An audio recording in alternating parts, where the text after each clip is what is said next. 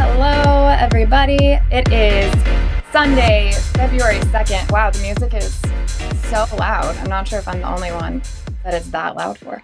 But it is Sunday, February 2nd. This is the Sunday show. I am Promise, and this is Paul. I'm so excited to get to do the show together for the first time. I've never hosted with you, so. Exactly. We haven't hung out. We haven't done the show. So this is going to be a great introduction. We're going to bash some theists, maybe not bash some theists. Maybe you and I will convert today. We'll reconvert back. Maybe. That would be great. If a caller would be able to present actual evidence for a God, then we can all go home. You're open to that, right? Like if someone was to present to you convincing evidence, you jump right back, I assume? I wouldn't jump right back to any of the religious side of things. I like to say that historically I have proven to change my mind when given a good reason to.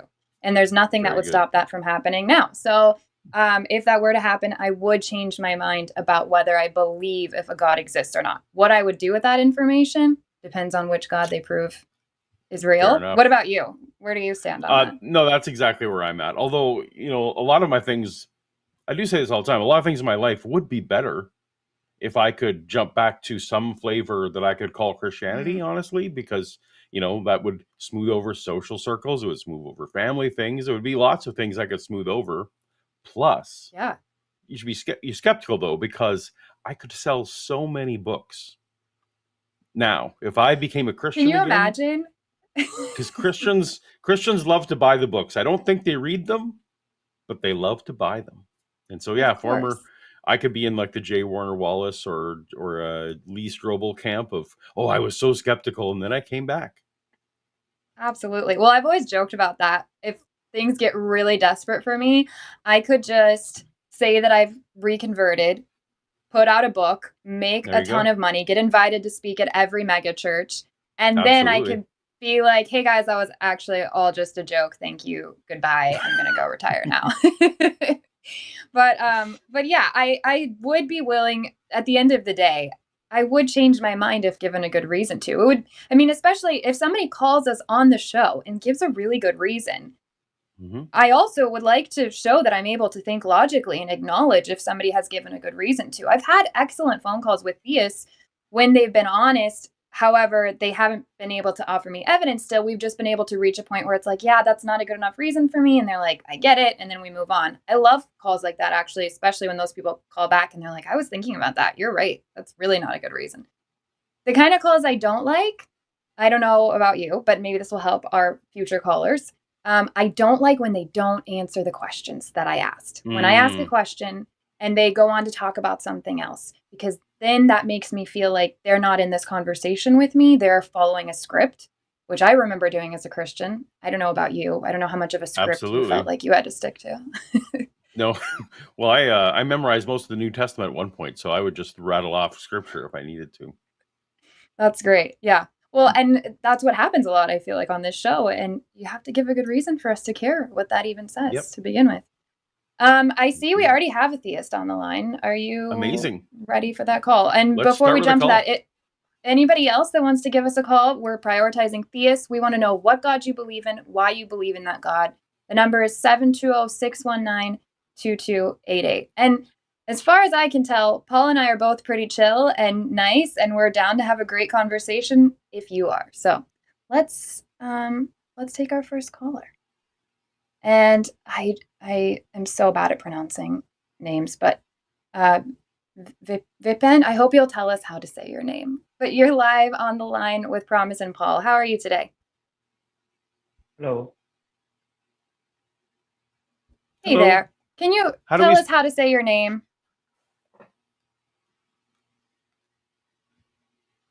Can you hear us? Oh, did we already lose? We already lost. We lost our first theist caller. Hopefully he'll call us right back because I have a feeling that you that might have to was. tap your phone to wake it up. It looks like the call is dropped now on my end. Indeed. Yeah, he's gone. Yeah. Okay. Call us back.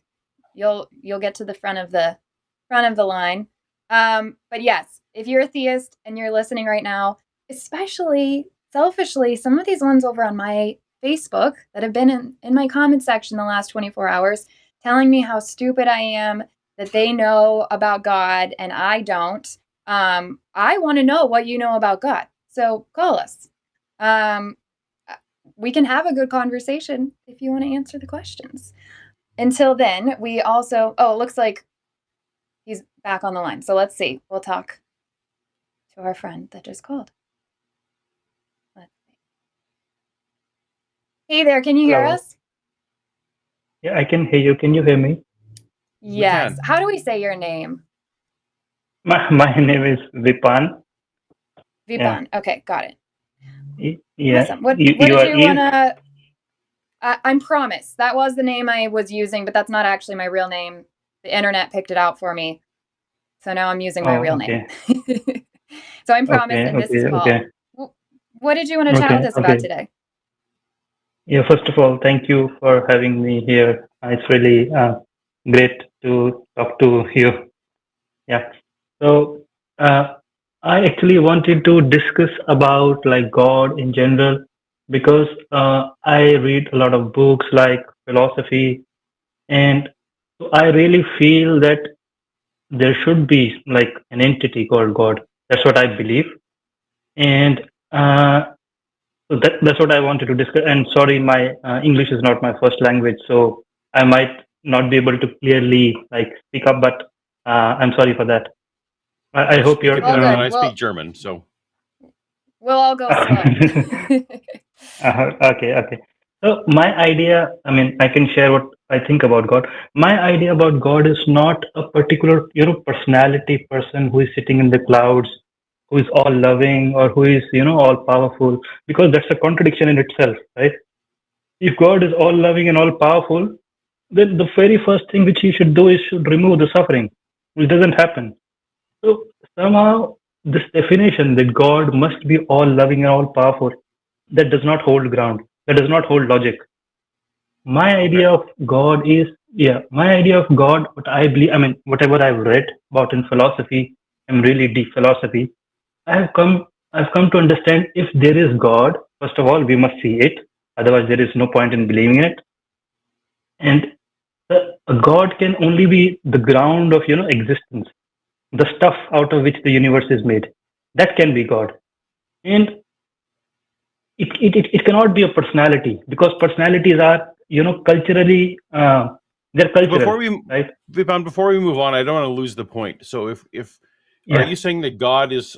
So I would say that energy is not energy, because energy is the physics. Can I finish?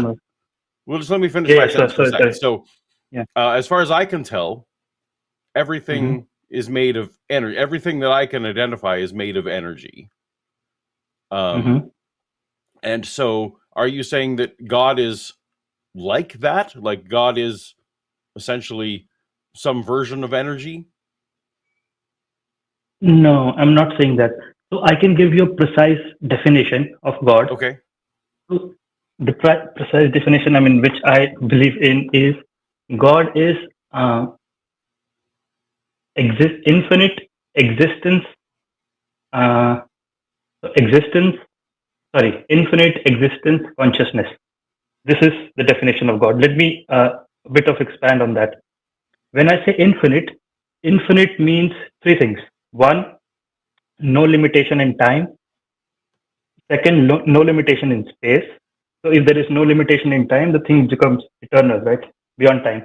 If there is no limitation in space, the thing become, present everywhere, all pervasive. And third, very interesting, no limitation of object. What I mean by that is, if something, let's say a book, The limitation of a book is that it is a book. It is not phone. It is not fan. It is not table. So something which does not have that limitation means that it is non-dual. There is no separate So thing apart from that. what I hear you saying Yes, is God is everything. Is that accurate? God is everything. I would say even if there is, okay, we can for the time being, we can say God is everything, but that does not mean if we remove everything, God disappears. Right? How, So how how is do Understand this you what I'm saying? detect different than this God? To me, it sounds like you're just using the word God to describe things we either already know what they are or we haven't figured out yet, or you're just asserting that something is there that we like. How would you detect this God and differentiate it from anything else? Yeah, this is a good question. I mean, because the definition that I gave is like sounds like speculation, like anyone can give the definition, but is it verifiable? Now, my claim is, my belief is that it is verifiable, and that is the purpose of it. Because if something is not verifiable, why to talk about it? but So, what how to verify? Promise asked no but what Promise asked was how do we differentiate it Differentiate it from what?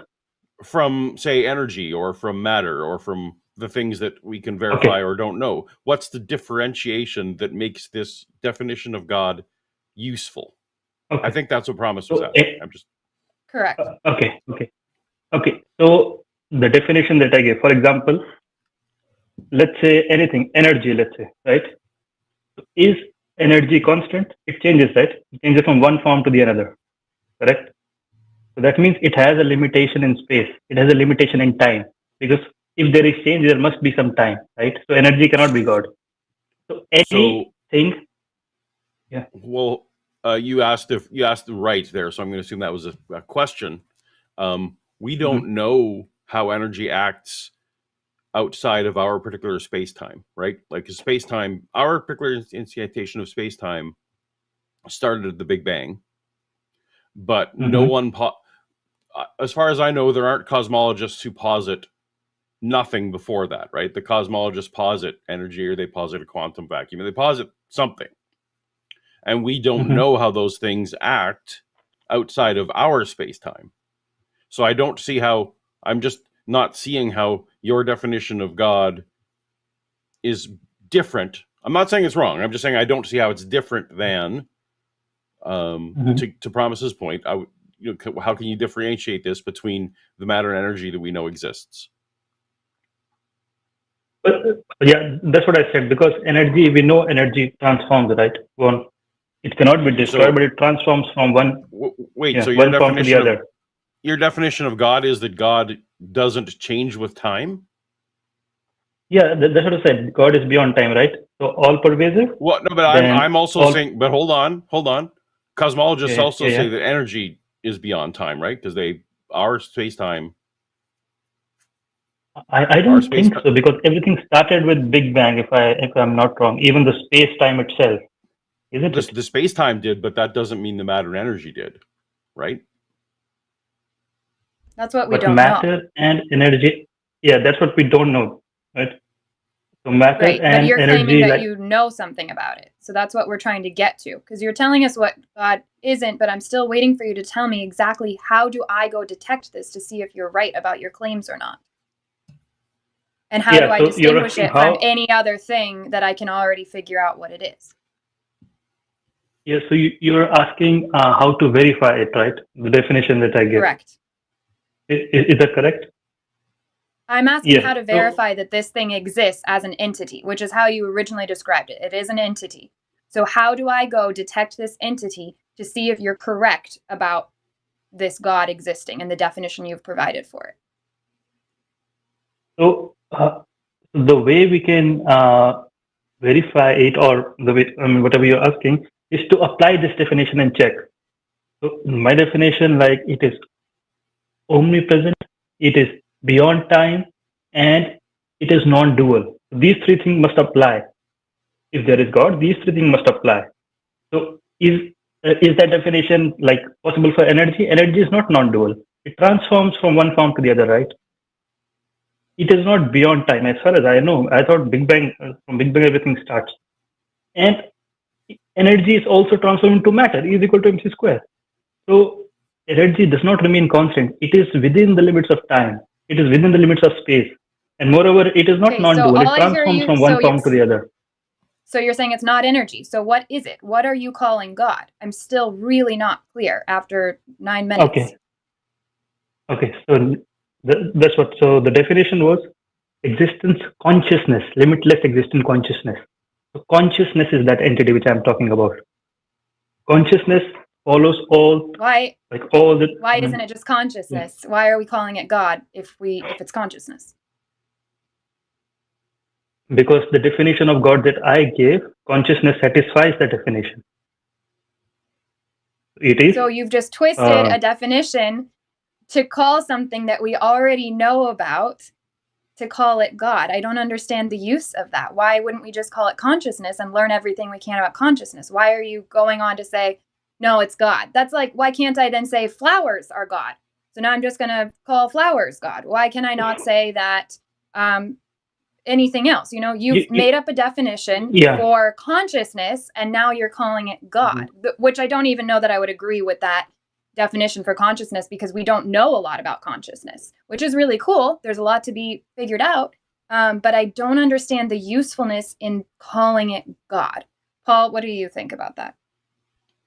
Yeah. So when you say flowers are, Sorry. No. I'm in agreement. I'm waiting. I would love the answers to the same questions. Okay. So when you say flowers are not God, but flowers are limited, right? They're limited in space. They're limited in time. They grow one day. But you're not understanding what I'm saying then, because I could say that my definition of God is something that's limited, and it's flowers. Because what you've done is you've made up a definition, and you're calling it an entity, but we don't have evidence of that. And then you're saying this is God. Okay. Because I don't fully understand it. And so I'm really not understanding why we're calling consciousness God, except for you happen to have created this definition that you personally think consciousness fits into, and that I'm not willing to agree with. And now you're saying, therefore, God. That is, we've assumed so many things here, and I can't get on board with really any of them so far. Yeah, I get your question. So why can't we say flowers are God? Because what use does it do? If flowers are God, what use does it have for me? My life remains same, right? I suffer. I see a lot of suffering. If flower is God, what use that? Right. So plug consciousness into that same sentence. Right. Now let's plug consciousness into the same setting. If consciousness is God, what use is it for me? Right? This is your question. How does that change my life? Because you are consciousness. Question, but go ahead. Yeah.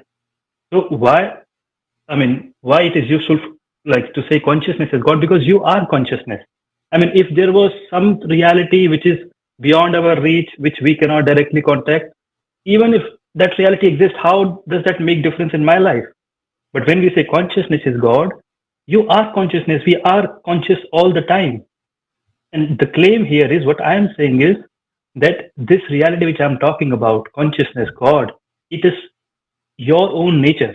We are that really.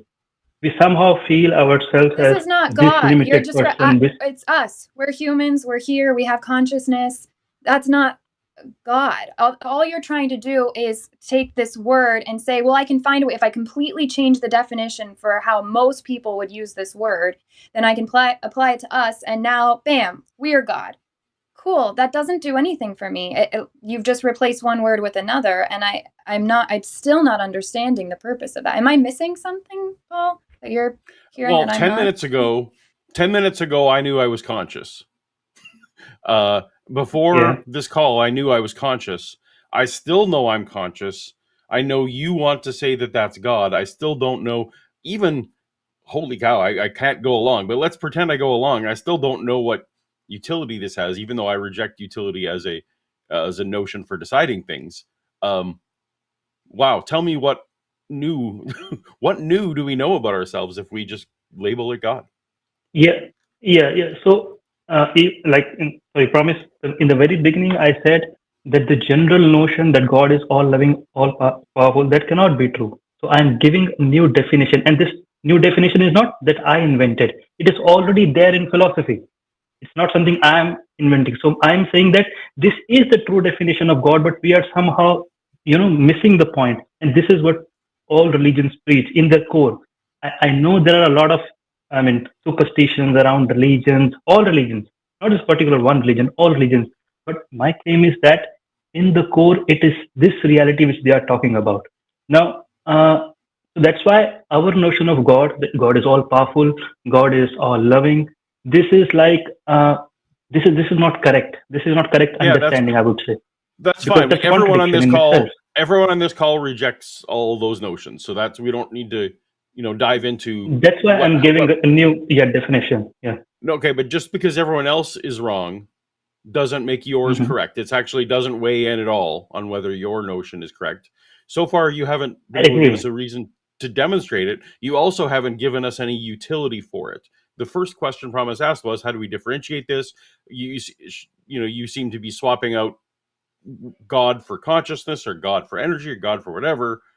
Again, Hmm. how is my life different than it was 12 minutes ago? Even if I'm on board that I should label my consciousness God, what Hmm. how what difference does that make going forward once this call's over?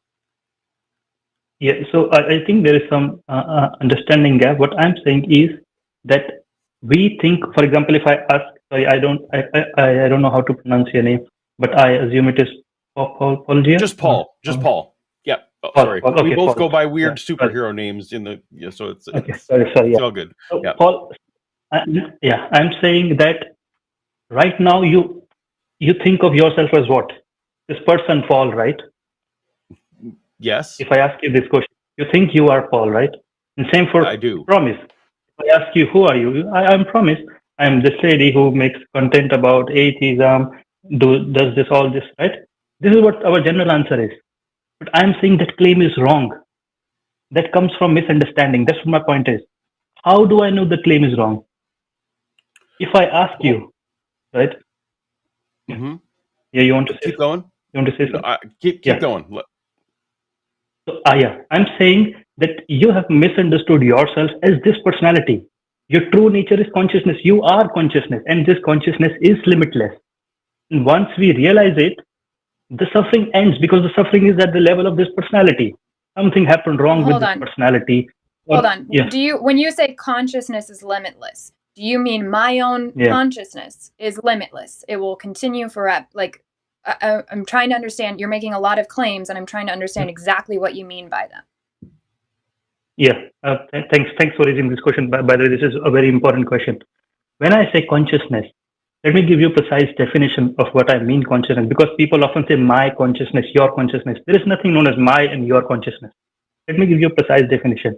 So anything which you can point out as this is not consciousness. Anything which you can experience is not consciousness. This is the definition. Apply it on like anywhere you think. For example, the books in front of you. Are you able to experience the book? Are you able to see it? Are you able to objectify it, point So it out that this is a book? how do you Yeah. know that consciousness exists outside of your own mind and that it's limitless? How do you know that it is limitless? That's a wonderful question. How do we know consciousness is limitless? Right. This is the question. Right now, in your own experience, where do you experience all the things? If I ask you this simple question, for example, if there is something in front of you, let's say a lamp, right? Where do you experience that lamp? Do you experience that in your awareness, or do you experience it outside your awareness? A simple question to you. Well, Is awareness it isn't a possible to location. Awareness is not a location, Vivan. Yeah.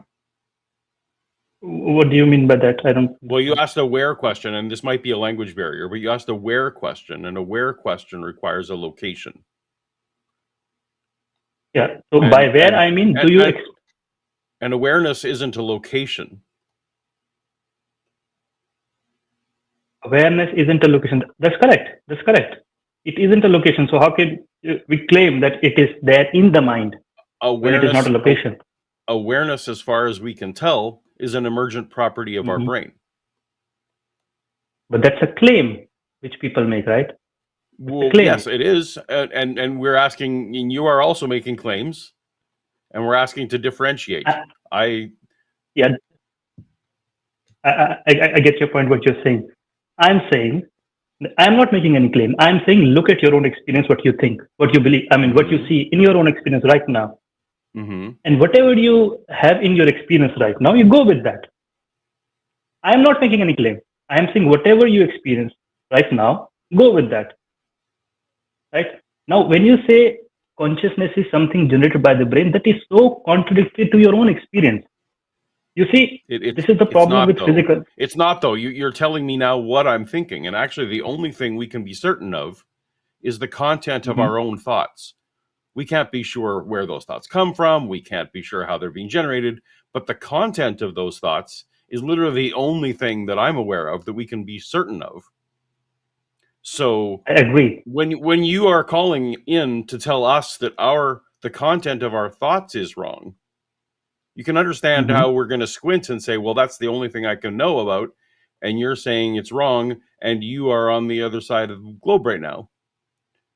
So that I did not say the content of your consciousness are wrong. Why do you think that I said that? You just told me that emergent properties, that my thoughts being emergent properties of my brain is against what I experience, and I'm telling you that it is not. I'm telling you it is perfectly aligned with my experience.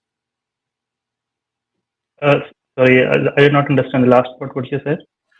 Well, in the last statement you gave, you said that my thoughts being an emergent property of my brain are against my experience and against how I live. No, I never made a claim about thoughts. I'm talking about consciousness. I never made it. Are you not able to point out your thoughts? What I said, that everything which you are able to point out is not consciousness. Are you able to point out your thoughts? Close your eyes. Are you able to point out, this is my thought, this is the thought? You're conflating things. You're absolutely conflating. Also, go ahead. Also, our brains, there's all kinds of things happening where our brains are sending signals, and I don't know if you want to call those thoughts or not, to our body and how we respond to stuff that we're not even fully aware of until after that's already happened. So again, I'm just going to let you know, I'm kind of getting toward the tail end of this call because we need to move on to other callers, and my frustration is all I've gotten so far from this call is that you want to label this thing that we already have a label for as God. And I still don't understand why we would do that when we can just know what we know and learn new things and then move forward from there, because we've redefined God so much now that it's not even, you're claiming it's an entity, but we still haven't gotten to the point where I can agree with that claim. Yeah, I agree that I did not fully put my thoughts in a very constructive way. I agree. But what I would say is that it's not that I am inventing a new definition as such. This is the definition. If you see the core religions, this is the definition. Somehow we have, gone into wrong definitions that God must be a personality sitting somewhere. God must be a doer of these. God must be the judge who is judging our actions. That is itself illogical. How can it be the definition? This is the definition. And I'm telling this because I read a lot of philosophy. I read a lot of books which tell this. So this is not something that I'm inventing. So yeah, but I agree that I am not able to properly put my thought put my thoughts in a constructive way.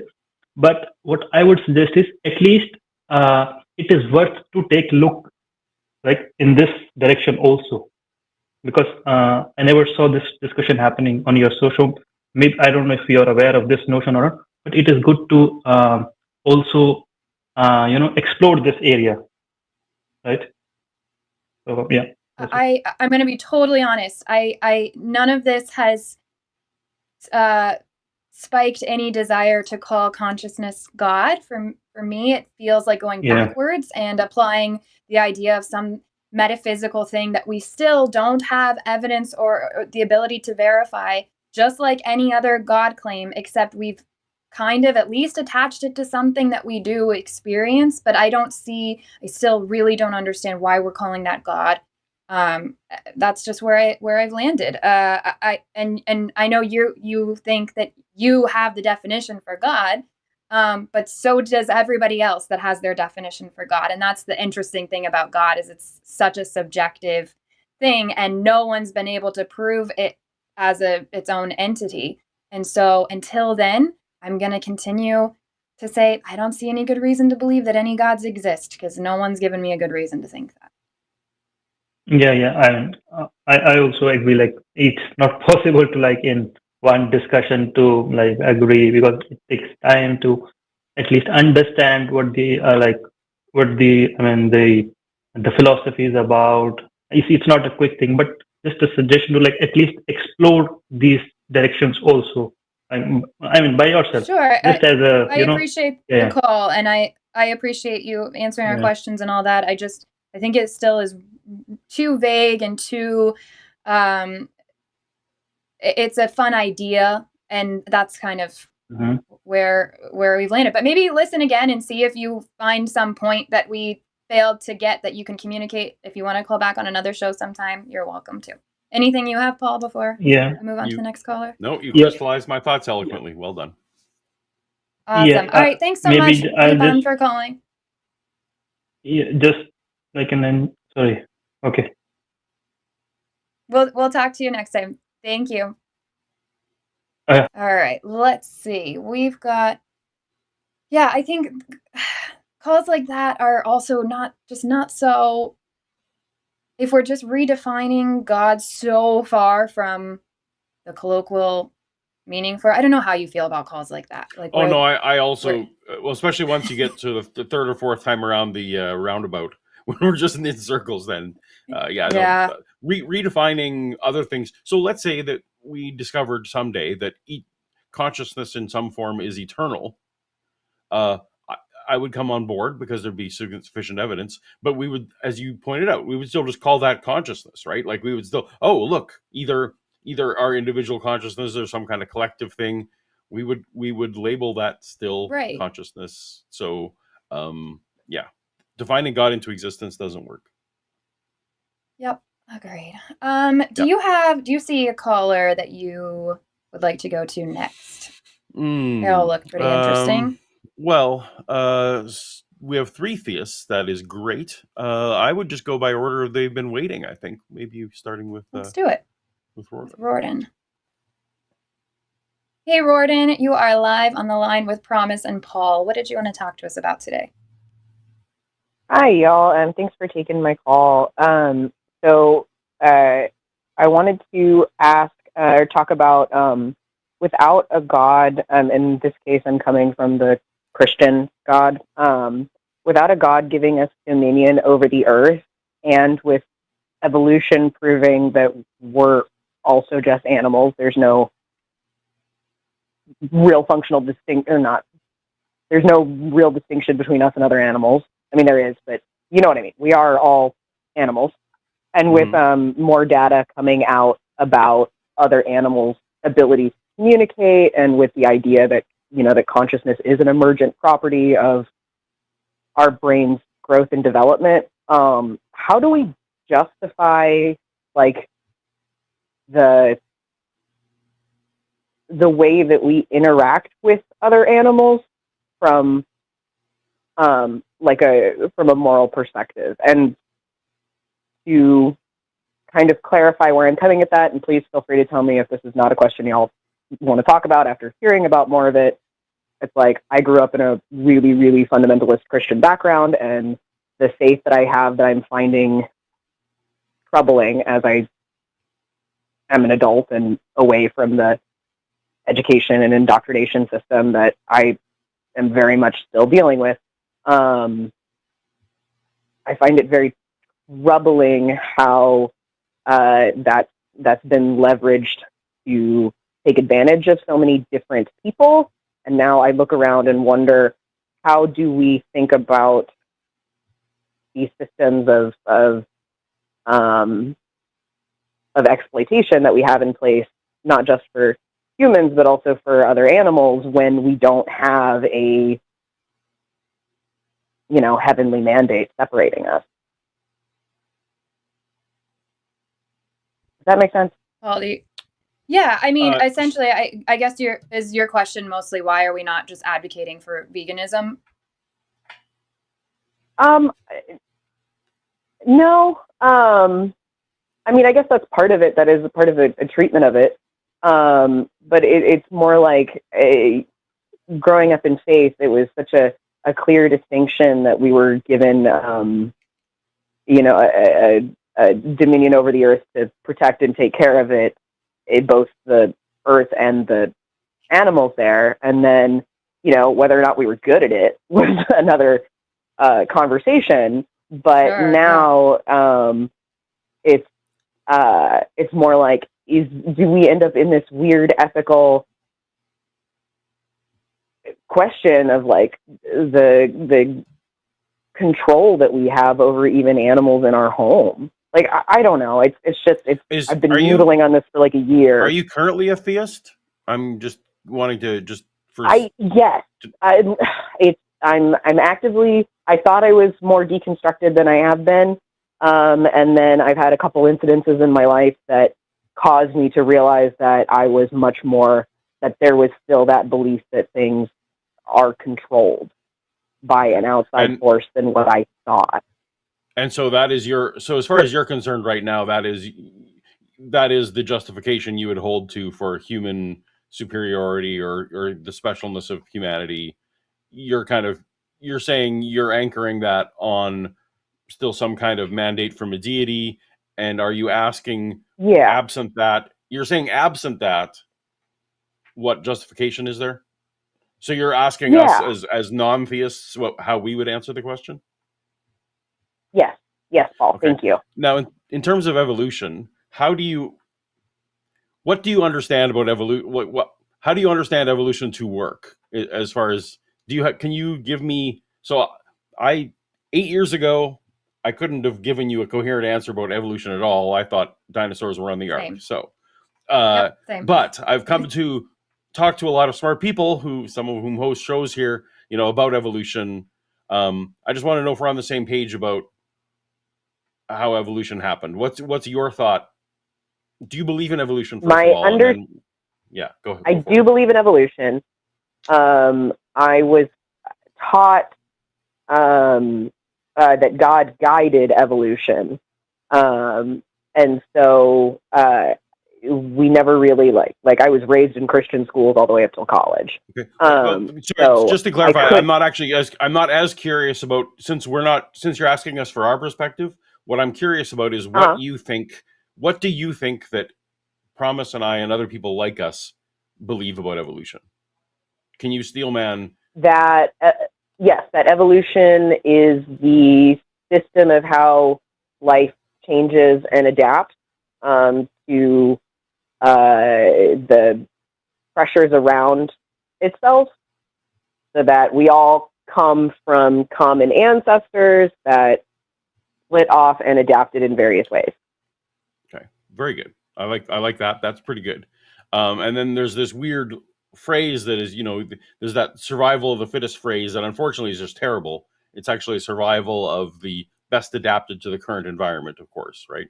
But within that, in terms of ethics, obviously, biologically, what would be needed for a system like that to work is a bit of this idea of the selfish gene, right? Like that every individual creature, in order for the system to work, must be motivated biologically by propagating their own genes, right? Yeah. The whole system doesn't work if it not, like every single organism on Earth is attempting to propagate its genes. That's just part of that common ancestry, was that core code. If there was a species that developed that didn't care about surviving, well, that one would just die, right? Like, so it's just all right. Okay. So when it comes to how do we justify surviving, as we just talked about here, the most core common thing that every life form has is propagating its own genes, and in order to propagate its own genes, we need to have a bit of a circle of, at least in sexual reproduction, you need to have somewhat of a circle of, well, we have to have a population like me in order to propagate those genes, right?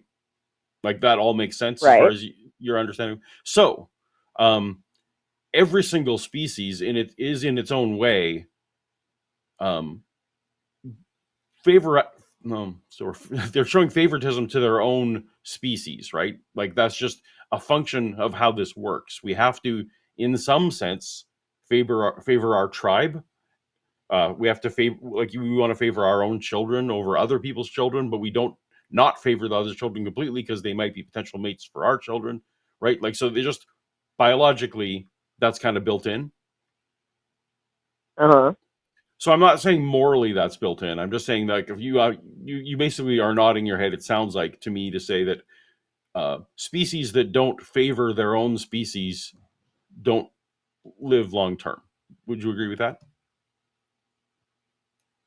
A little bit. I think that that's a little reductive because it assumes that there's not benefits received from cross-species interaction. Excellent. No, you're expanding that circle. Very good. But there is a certain core where you're favoring your own. Then of course the next circle out is you're favoring the things that give you benefit, right? Like so, if I really Okay. enjoy eating bunnies, I am gonna want there to be bunnies, right? Right. And then that's what you're talking about, right? And so bees very much want there to be flowers and all that kind of stuff. Like the things that keep us alive or make our lives better, that's the next circle out. If you're looking at concentric circles, right? We have our family, Mm-hmm. our species, then the things that we like. And of course we I think that most people would agree that moral systems, at least secular moral systems, the larger the circle, the more moral it actually is. But I think you were asking how do we justify that there are these circles of care? Does anything that I said in any way answer why we have these circles of care? Whether we should have them or not, can be a whole different discussion. But does that answer how a secular person would answer that question? I think so. I guess then that maybe what the root of the question that I'm trying to get at is more of the if we should have those systems in a secular frame. There doesn't seem to be or I guess within a secular moral frame, there doesn't seem to be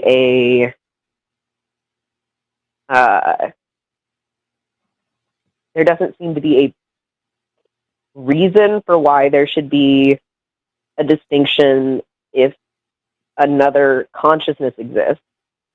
But, well, no, that's reductive because I don't know what necessarily secular moral frame you would use as an individual. I have thoughts, but I've said a lot of words, so I'm going to let Promise. Do you want to jump over on the more morality? Well, the only thing I wanted to chime in is we're saying things like should and all of that, but you have to remember because we don't believe there's some objective source setting this moral framework because none of us could prove that. I mean, unless that's where you want to take this call, is that you could show us, you can demonstrate for us that there's an objective source giving out this moral framework. I don't want to speak for Paul, but for myself, it's morality ends up being social agreements that we make based off of the idea maybe that we want well-being or that we want survival or that we want consent or whatever it may be. For me, it's about consent and well-being. And so that's how I base it, because if we play this all the way out, then we're just going to land in well, then why do we even exist at all? How is it ethical for us to exist? Because what are we deciding this based off of, So that's my issue is that I think these are agreements we make in society, and that's how we justify things because we have to in order to function and live and survive. Otherwise, we shouldn't be here at all if we're going to play this all the way out to not harming anything at all. Does that make sense? Yeah, it makes a lot of sense. I think that might be the part that I'm struggling with is that then if this deity is not there to make the choices, that deity is also then there not there to take the responsibility for those choices. Then individuals I don't have to own believe- their own. Right, but I don't moral believe that system. deity is there making those choices. I do think we're the ones responsible, and until somebody Right. gives me a good reason to believe otherwise, I'm not going to pretend to believe it and bank on something. Where do you get your moral framework from? I would be interested to know that, and how do you know it's the right one? Well, it's very strongly based in the way I was raised with the Bible.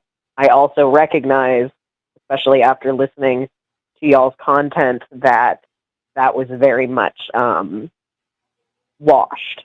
So if we go to with the answer Bible, your question, Promise, specifically, is that right now I am struggling with where to pull that moral well, system from. let's just say we go with the Bible. Do you remember what Jesus said the two greatest commandments were?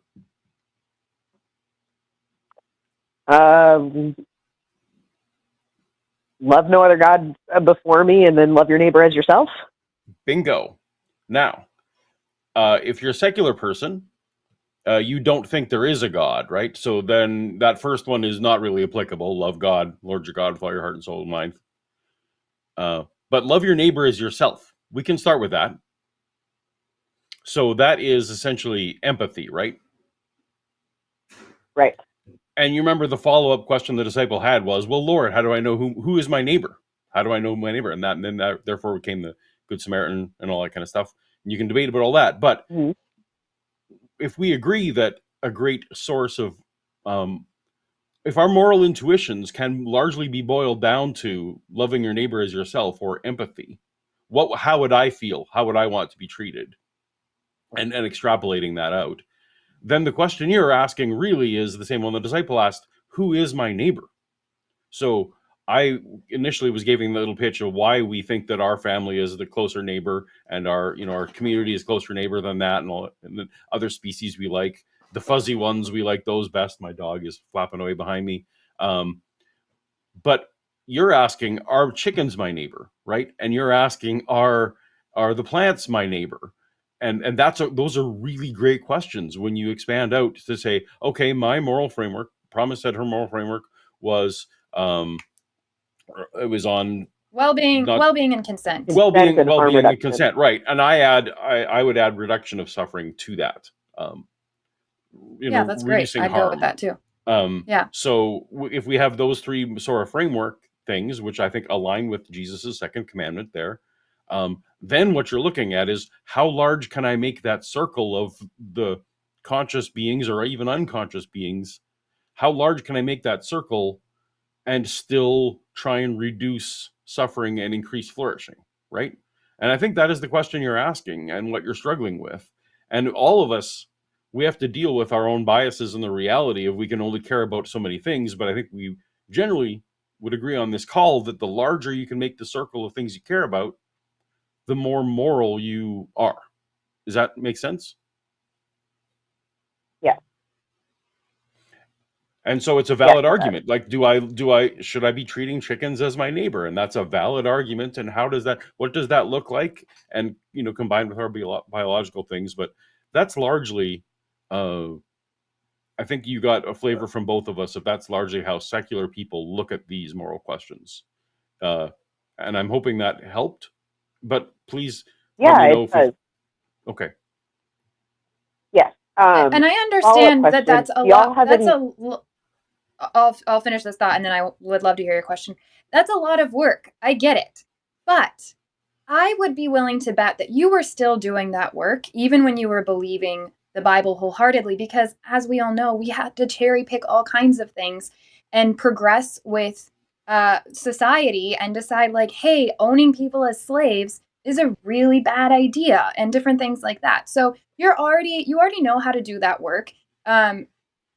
But that's part of being human, is having to do that work and having to figure it out. And I'm trying to, that's the beauty also of being secular, in my opinion, is that I get to continue progressing and growing. I don't just have this checklist that I look at every day that stays exactly the same. As I learn more, as I know more, and as I have the ability to do better, then I try to do better. And I hope to continue doing that the rest of my life till I die.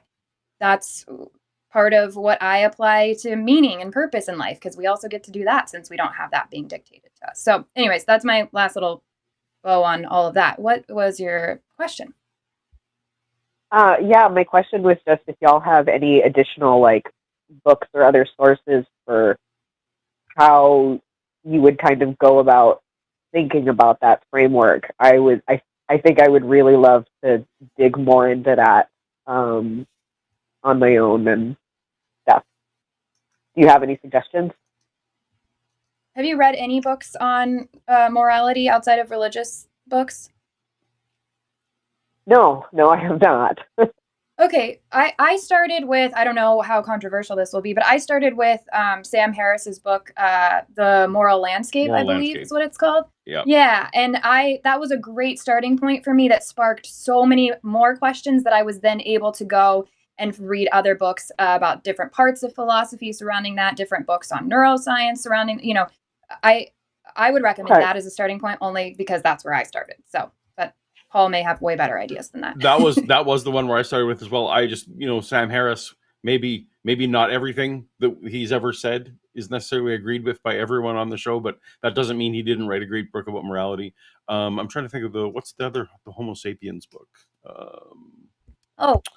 It's Sapiens, right? Yeah, Sapiens is also a great book. That's another great one. Love that. Yeah. That might be an easier read actually to start with. Maybe start there. Who is the author of that one? That one is by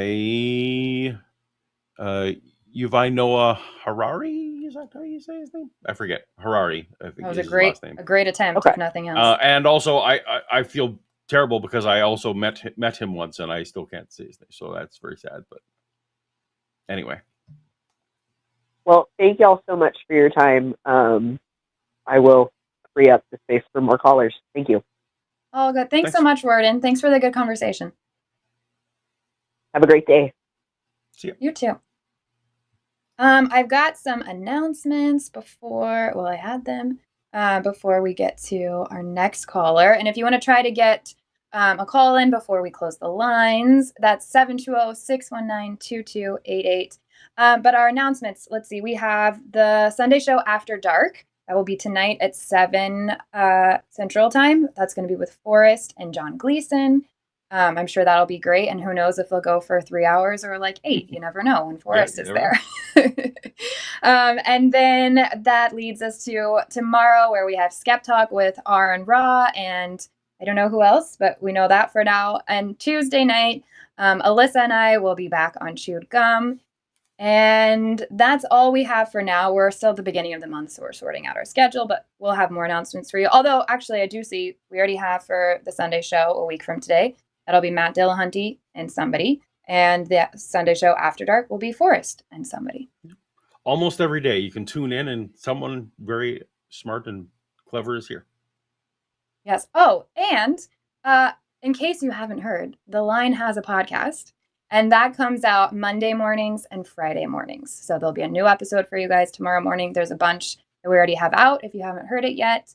We're having fun. It's a new show that we have. Obviously not a live show, so it's a completely different vibe. We're talking a lot about current events and politics. So yeah, so you can imagine there's plenty to talk about. But go check that out as well. And subscribe to The Line Has a Podcast YouTube. That'll help us out as well. Are you ready for our next caller? Let's do it. Well, we've got Richard on the line here. Hey, Richard, you are live on the line with Promise and Paul. How are you today? I am phenomenal. Number one, Paul N's huge fan. Promise, what I've heard from you sounds fantastic. I will be very prompt. Yeah, what was that? I will attempt to be as prompt as possible. Very good. All good. So, as simply as possible, I believe that it is consequently very wise to believe in God, at least some vague deist perspective, if only because I think there are great arguments for mind-body dualism, and I think that, generally speaking, the universe has a great amount of, like, say Spinoza's God, for example, there's a great amount of ways that you can look at the universe where you find a lot of orderliness that would be atypical of what you would think of like a universe that was made by non-divine methods. Does that make any sense? Not quite, To be because clear, yeah, go ahead, go ahead. Paul. Well, I just wanted to make sure, to be clear, you're advocating that it's true, not that it's has utility, right? Because I'm not as interested in the Well, utility arguments. You're arguing that it is true, not okay. just When I that was it's originally useful. asked to give a reason to believe, I was Yeah, originally told that I was supposed to. I asked to say it is wise to believe in God. That was what I originally posited. I I mean, still will happily Promise talk might be about the interested in idea that the God. utility. Go Yeah, ahead. I'm more concerned Go on. if you I'm think sorry. it's true or not. Do you think it's do you think a Yeah, God exists? I do think that a God exists. Yes. In fact, I kind of think three do. I am Roman Catholic. Okay, Okay. cool. I'd love to hear why you think those gods exist. Well, I was just being coy. It is only one God. But even so, the reason why I personally am convinced by God is because I find the idea of church tradition being passed down and offering these innumerable, pretty reasonable testimonies about Jesus and his teachings to be more plausible than the idea that he was a fiction of some kind. Do you think those are the only two choices? I would imagine that there's only two choices: one that he is God, one that he is not. I can't imagine how there's anything besides the Oh, binary. okay. But that's not how you framed it, right? You framed it as all the testimonies are true, or he was a fictional person. That was the Oh, sure. I dichotomy guess I was you were just trying setting up. to. I didn't mean to set up the dichotomy as though it is either that everything is true or nothing is true. I mean, there are certainly. I've watched a lot of your videos about how some testimonies are particularly dubious, especially regarding the apostles and their martyrdom. Excellent. Well, I'm glad you've listened. Do you think that? Would you agree that? Sorry, it sounds like you're saying that testimony is the major reason that you believe. Before we go down that path, is Well, that an accurate statement? I would say testimony and also church tradition. And I understand that this might not necessarily. This is bordering on an argument from authority, but I do believe there is some level of grandiosity, some reverence that you should hold to the fact that this existed so long. Do you think that there's a distinction, a meaningful distinction between testimony and church tradition? Well, yes, I would imagine that there was plenty of testimonies that certainly are not verified by church Sorry, tradition. let me ask this. Do you think that church tradition is a subset of testimony? I think that there are testimonies that are only around because of church tradition. I think that there are testimonies that are also around that are Do in you spite think of church is tradition. church I think tradition church tradition is its own separate entity. anything other than testimony? Yeah. I mean, if you take, like, say, for example, Our Lady of Guadalupe or things of that nature, which I guess the church tradition for those are just that they're historicity of supernatural events pertaining to them, as opposed to them being specifically Okay. Do you object to me? Do witnesses you object to to things me that are lumping those described. two things together? I see no meaningful distinction between what you're calling church tradition and testimony, because to me, the church tradition is literally just testimony. Testimony in the sense that it is a group of human beings espousing information over the course of generations? Yes. Okay. If that's Okay. how you understand testimony, then sure. I was referring to testimony as being specifically a person's quoted line.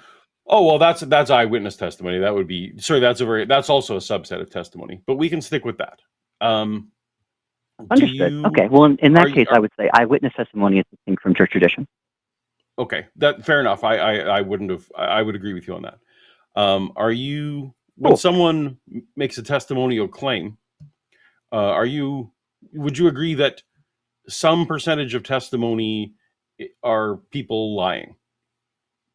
Just in general, not in terms of the church, absolutely. just in general. Okay. So some non-0% of people are lying. And would you agree that there's some non-0% of people who are sincerely mistaken about what they're saying? So they're saying what they truly believe, but it's not, in fact, accurate. Yeah, I do think that as well. Okay. And then there would be a third category of potentially there are some people who are giving me supernatural claims, and I'm talking specifically with supernatural here, supernatural claims that are valid and real. And if I lived in your universe, there would be some percentage of people who are giving testimony about a valid, real, supernatural thing. So there's at least three categories of testimony, right? Sure. Even in your world, if you had to put those in a pie chart, would the sliver? I assume the slivers of pie would be largest for people who are lying and people who are mistaken versus the people who are genuinely describing a real vertical miracle.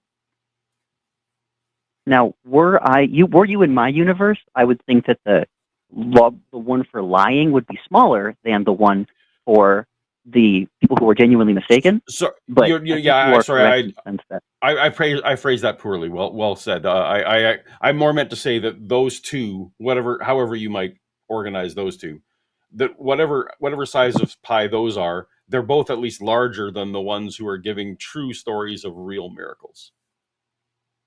Sure. And I mean, I would obviously have no way to immediately verify those because it's not like you can scientifically test a miracle. Okay. So then why do you base your convictions upon testimony when that is the smallest piece of the pie? Well, because, okay, so I will take your question and I will yoink it and twist it only slightly in order to make it fit more with my universe as you were describing it before.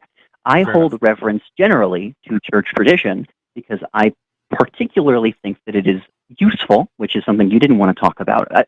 Not that you didn't want to talk about it, just that it wasn't something you were particularly willing to engage in because it's not the topic that you were interested in. I didn't mean to imply that you were like disinterested in the idea that religion is useful. Fair enough. And I understand that's my own proclivity, so carry on. Well, and for me, I'm right. going to just double down on that and say for me, whether something is useful or not doesn't explain if it's true or not. So that's why I want to stay away from that side of the conversation. Okay, I find that interesting, though. Like, you would probably agree. I mean, this is maybe just a question of definitions of what you believe reality is, but you would probably agree that, like, mathematics are real. Well, are real in what sense? Yeah. Exactly. This is where we're getting into, like, a specific definition fight that I don't necessarily want to get into. But, like, the idea that the concept can exist because it is pragmatically useful isn't necessarily unreasonable. Well, I would never deduce that something's real because math says it's real. Like, that's weird. No, I meant to say that, like, the concept of math in general, like the disambiguation of mathematics as a tool for humanity to use in order to help discuss the universe.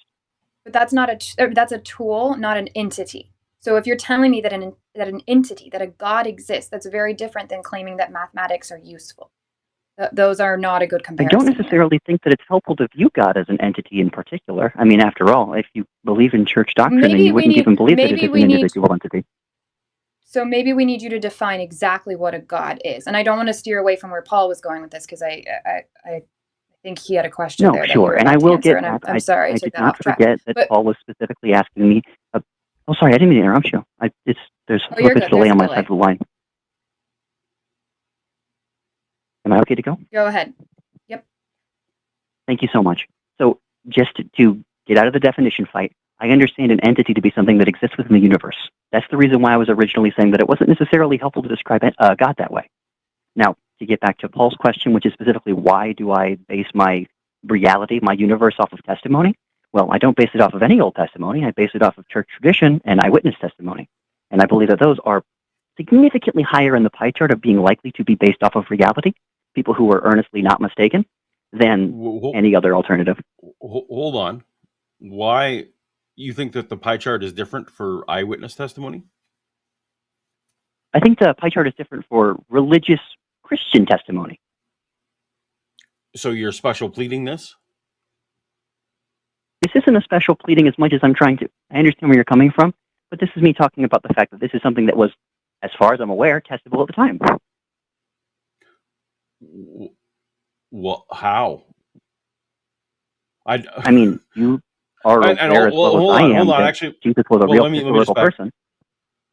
Yeah, I'm gonna retract that question because you threw for a sec. What? Sorry, I got flustered there. Carry on with what you were saying. I'm it doesn't seem like. Go ahead, promise. Save me here. Yeah, how do you know that? Okay, so if we're going to get into the question of what I can know versus not, then we're going to get into another definition fight. I believe it's more useful to talk about what I can pragmatically trust. Because none of you can know anything either, as far as I'm aware. Are you saying that you think a God claim is unfalsifiable? I mean, if you go off of a certain definition, everything is unjustifiable. Unjustifiable. I think it's more useful to talk about what is most likely. Not Unfalsifiable, correct. unfalsifiable. I think you can falsify a God, personally. But I was talking about it being more useful to believe, and since we're not talking about that, then more probable to believe. Do you care if what you believe is true or not? Yeah, absolutely. I care if what I believe is true. Yeah, then let's stick to that. The usefulness shouldn't impact whether it's real or not, because you and I could both find it different levels of useful or useless, and that thing is either real or not, regardless of our subjective perspectives of the usefulness of it. So that's why I still want to continue to that's not going to be helpful. Subjective promise? That usefulness can be subjective, yes, because it depends on what we're basing the concept of. You know, if my goal in life is to eradicate all humanity, then obviously I'm going to see different things as useful or useless. Versus if my goal is to see everybody as happy and healthy and having well-being, you know, we're going to have different levels. So yes, it is subjective. Getting into another question of definitions again, because when I was imagining useful, I was imagining things that could be used as opposed to things that were specifically used for a purpose. Like I would say a hammer is a very useful tool, even if I don't have any arms and I couldn't necessarily hold it myself. It is still an objectively useful tool. Right, and I need you to show me that the hammer exists in order to use as a tool. The reason you believe and the reason why I was let's wind useful, and that was why I was more likely to be real. Let's wind ourselves back to the testimony. So you're in first century Judea. Sure. You're in first century Judea. Someone walks up to you and says, I saw a risen Jesus. And you think the pie chart is different for that person, that you think it's still it's somehow more likely that they were accurately assessing an actual genuine miracle versus they're lying or they're mistaken. Am I correct in that's the I mean, compared to certain other religions, that feels like it's pretty dead to rights. Why would I care? I think all religions are false. Yes, absolutely. And I didn't mean to imply that you were religious. I just meant to say that, like, if I was a first century Judean individual, and I was looking at the other competition of other religions that might exist at the time, I would be less inclined to believe in somebody like Zoroaster, as if there was a guy who was literally saying, I am the truth and the way in real life. I'm asking whether that person who's giving you that testimony is still somehow exempt from being mistaken or lying. What makes that person all of a sudden have a whole different scoring system than every other person in history? I wouldn't say they have a different scoring system to every person in history, but I would say that the fact that they are in an area where they could potentially verify something of that nature would make them more trustworthy than others who are trying to make them. Now I know where I got lost and I'm back to it. So, but now you're adding things to testimony. Now you're saying I'm not taking that person at their word anymore. Now I'm going and fact checking. So that is no longer accepting based on testimony. That's accepting based on testimony and fact checking. So, but you said you accept chose stuff. To say that line because I was the first century Judean in the hypothetical. But fair enough. But that's why I used it as the hypothetical, because then that second century person isn't accepting it based on testimony. They're accepting it in your world based on testimony and fact checking. So there's two things going on. This is true, but to be sure, you're talking about first-person testimony, like eyewitness testimony, where I'm talking about testimony which was your nebulous umbrella term that was originally what church tradition was. I'm just saying that people are wrong and lying in all of these categories, and as far as I can tell, at huge alarming rates that people are wrong and lying. And then there's a sliver. Then you want to carve out, for some reason, a handful of people in the first century who now their likelihood of being wrong and lying are for some reason different than all other humans, And also you're telling me that that's not special pleading. I'm telling you that it's not special pleading because this is something that can be verified. That was originally my point. Okay. But no, let's but make then it's not since no, you we're gave me the talking about hypothetical, I think it's only fair that I give you one, right? Hey, Richard, I'm No, going to slow you no, down no. for a second. If you can talk a little bit slower and then give us time to finish our sentences, and then we'll continue to give you plenty of time to talk as we've been doing. What we're That's talking completely about, fair, and I'm Richard, sorry about that. I'm just very what we're nervous. talking about, I'm a big Richard, fan of is Paul. whether testimony is a good epistemological grounding for a belief. That's all we're talking about here. You're doing great, Richie. Right. I'm just trying to make the case specifically that this person's testimony, while not being special pleading, is genuinely more helpful to believe or more likely to believe, like in a probabilistic sense, than other testimonies of equivalent reverence. Why? Because at the time, those people would at least have some basis for those claims Okay, so that then were it's not in not supernature. So then you're telling me that the epistemology of testimony wasn't good enough because they added in fact checking. Again, I think we're just getting into a definition fight over testimony specifically because I was using your term of testimony, which was church tradition being inseparable from testimony. You were telling us that we should believe based on testimony. Right? Right. Let me throw a wrench in here real quick, Richard. You're not going to be able to convince me to care about testimony from your religious text or from any other religion's claims that they have. I have my reasons where those I need evidence here and now. I need to know why right now I should believe a God exists. We don't even have to get to which one yet. So I'm really curious if you have evidence of that for me, or if you're just saying like these stories and these people said these things and I believe them and I think you should too, in which case I'm just going to have to tell you, sorry, I don't believe you. Let's chat again another time. Do you believe historical evidence is evidence, Thomas? My question for you is right now, does a God exist? I would obviously say yes.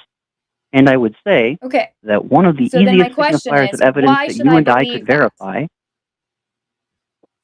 because you can check the historicity. I don't need to check the historicity of gravity. I'm experiencing it right now. But the evidence was originally found a long time ago.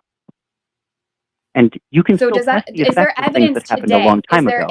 Is there any evidence that I can go out and figure out that scientists can go detect right now? Or do we have to take people's word from it from 2,000 years ago? Well, this will be an entirely different conversation. It seems we've kind of finalized the concept of testimony in church tradition being useful. I just asked a really clear question, Richard. I'm asking you, is there evidence that exists currently, other than you saying, look at these, claims from 2,000 years ago? Is there evidence right now that a God exists? Right. I just want to clarify the reason why I said that in the first place. I swear I was just saying that because I wanted to not seem like I was just jumping from argument to argument. In this case, I would say, if we're not talking about the historicity, which was what I first said, then we can talk about things like if you personally believe in special creation or how the world appears designed, appearance of design. It doesn't appear to be designed to me at all. That can absolutely be tested. Design doesn't seem clear to you, is what you said? The universe does not appear to be designed to me. Why does it appear to be designed to you? I would think that just the fact that Earth harbors life in the first place as we understand the universe is so statistically improbable that it implies that there was some cause to it as opposed to it being by chance. Improbable based off of what? Here we are. Apparently it's not that improbable because we're here. Improbable based off of every other planet that we can see in the solar system, promise. Or not even solar system, in the universe. If we compare Earth to every other planet. that, if anything, that gives more validity to what I'm saying, which is that this does seem to be kind of a fluke, and that's really cool, and here we are experiencing it. I don't see any signs of design. I am just going to reiterate that the fact that we are in what we call a Goldilocks zone, because it's helpful to understand the fact that the Earth happens to be a planet that is hospitable to life, and that we emerged in the first place by itself and by the nature of the fact that we particularly like existing, would be, at minimum, an argument for God and an evidence for God, too. I don't see that at all. I hear you saying, I think it's rare that we're here, and I can't explain it, and I need to explain it, so I'm going to say it's a God. I think you would agree that problems generally demand an explanation. You can demand it all day long. If we don't know, we don't know. Right. We can talk about what we know versus don't know. I mean, do you know that you aren't a brain in a vat, like a Boltzmann brain? No, I don't know that. That's the whole thing. I don't know if this is a simulation. I don't know if this is part of a multiverse. I don't know. And I'm willing to say that. I'm willing to say we don't know. We don't know if the universe came from anything, if it's always been here in some form. And I have zero reason to think there's an intelligent designer behind it. And I have a lot of reasons to think there isn't, because I can think of like 25 things off the top of my head that seem really unintelligent.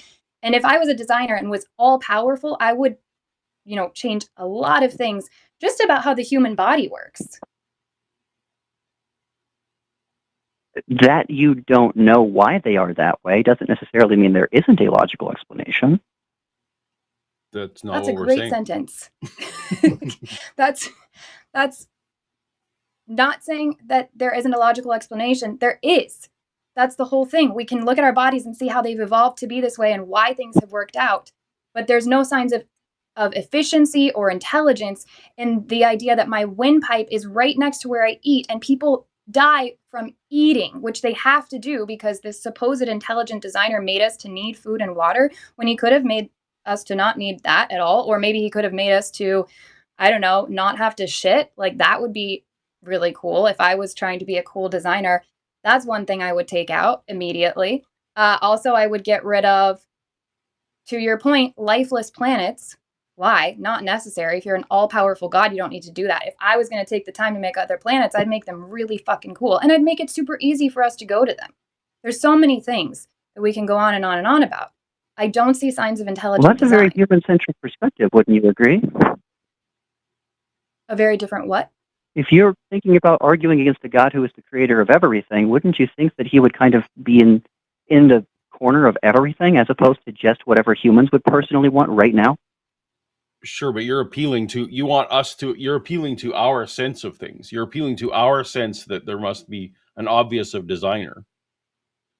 And the fact hang on, Paul. I think that's unfair to say, because Promise was literally just appealing to my intuition that there must be something wrong with the human body. No, but when you make a design argument, you are appealing to intuition. Correct. You said things appear. Sure. You said things appear designed. I don't think that's inappropriate.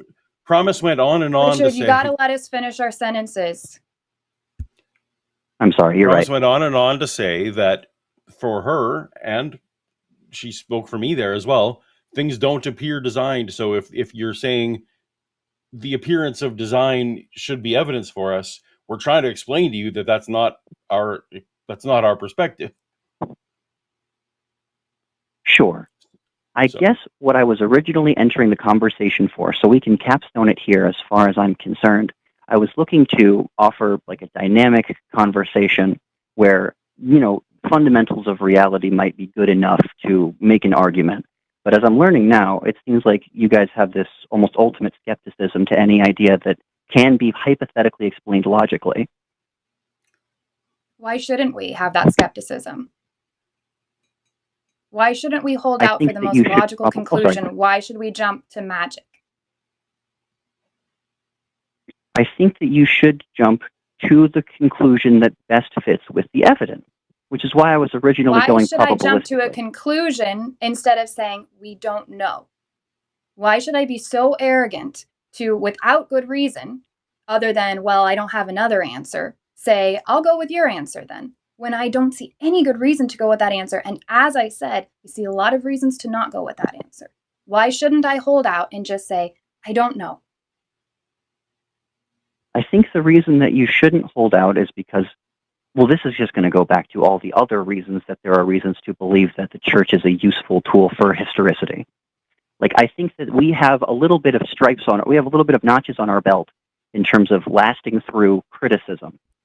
I And these understand that you criticisms that you think guys that are you do, leveraging, but I don't think that. I still don't see any good reason to believe that any gods exist.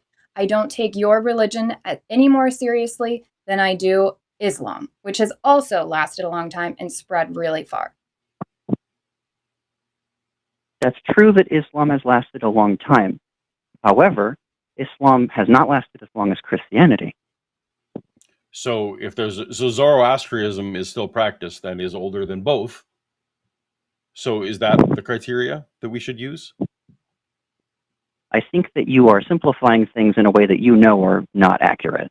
I don't. I think that you're dodging all of our questions and you're coming back with other questions, and I don't think you're being an honest interlocutor throughout this entire conversation. I appreciate that you're being civil and polite, but I don't feel that you have truly answered some of the things we've come back to you with. And I think that when we've presented you with our very good reasons for not continuing to go off of whatever claim you've made, you go back to something else or you move on to something else. I as you said, you wanted to said that I was bookend, trying and to I avoid do. doing that.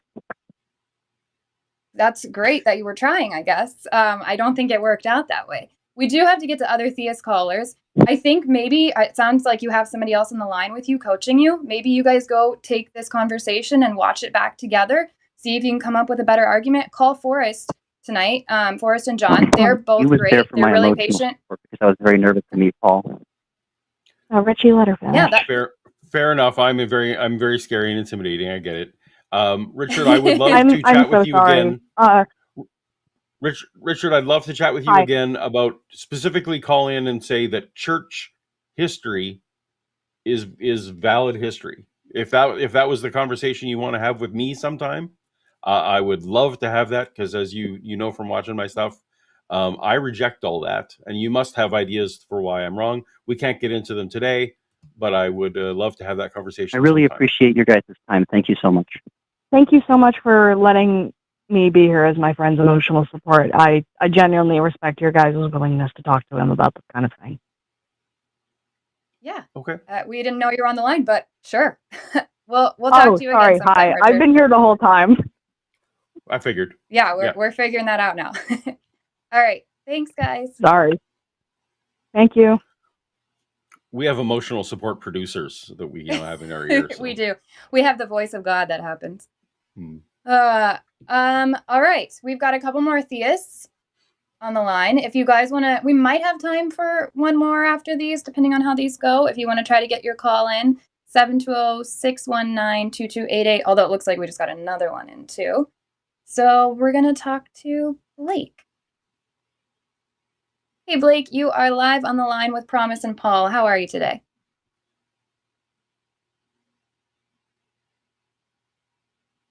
Blake, you might need to tap your phone if you're calling in from the web browser.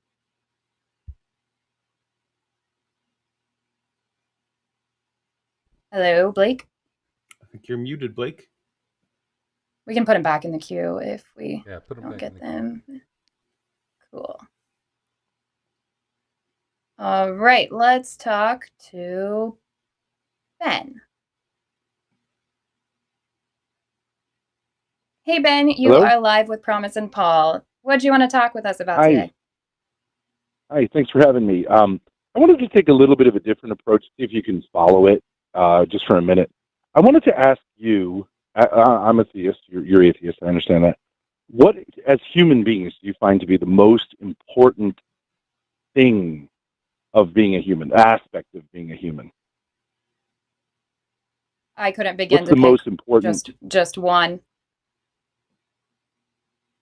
Could you just give me any stab at it? What is the most important aspect? But you understand that any answer that I am going to give is going to be absolutely personal and not anything I'm projecting as should be the case for anyone else. So, for example, the most important thing in my life are my kids. Okay, perfect. So you would put that under the category of relationships, and I would think many, you know what? many people would agree. But hold on, Ben. I actually would say, so there have been times, because they are theists and I'm not, that the relationship wasn't great, and I actually prioritized what I was visioning as their future over forcing a relationship, or like I actually put my relationship to them secondary to what I thought their best interests were. So it's your kids' well-being. My kids' more than your well-being is more relationship with important them. to me than my relationship to them. Okay, but if the best thing for them is that they never see me again, I would never see them again.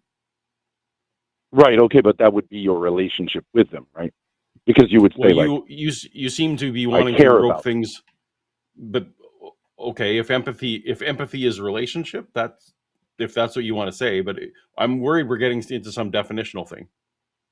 Sure. Yeah, sure, if sure. you're just wanting to But make a point about for a lot of- relationships, I'd rather you get to that point, because if you ask me what's the most important thing in my life, I'm gonna say staying healthy enough to stay alive and experience my life. That's gonna come number one, because otherwise, what's the point of I can't experience anything? So you're gonna get different answers from different people. So if you're wanting to, if this is some kind of question to get us to a certain spot, I'd rather you just go ahead and take us to that spot, and then we can figure it out from there.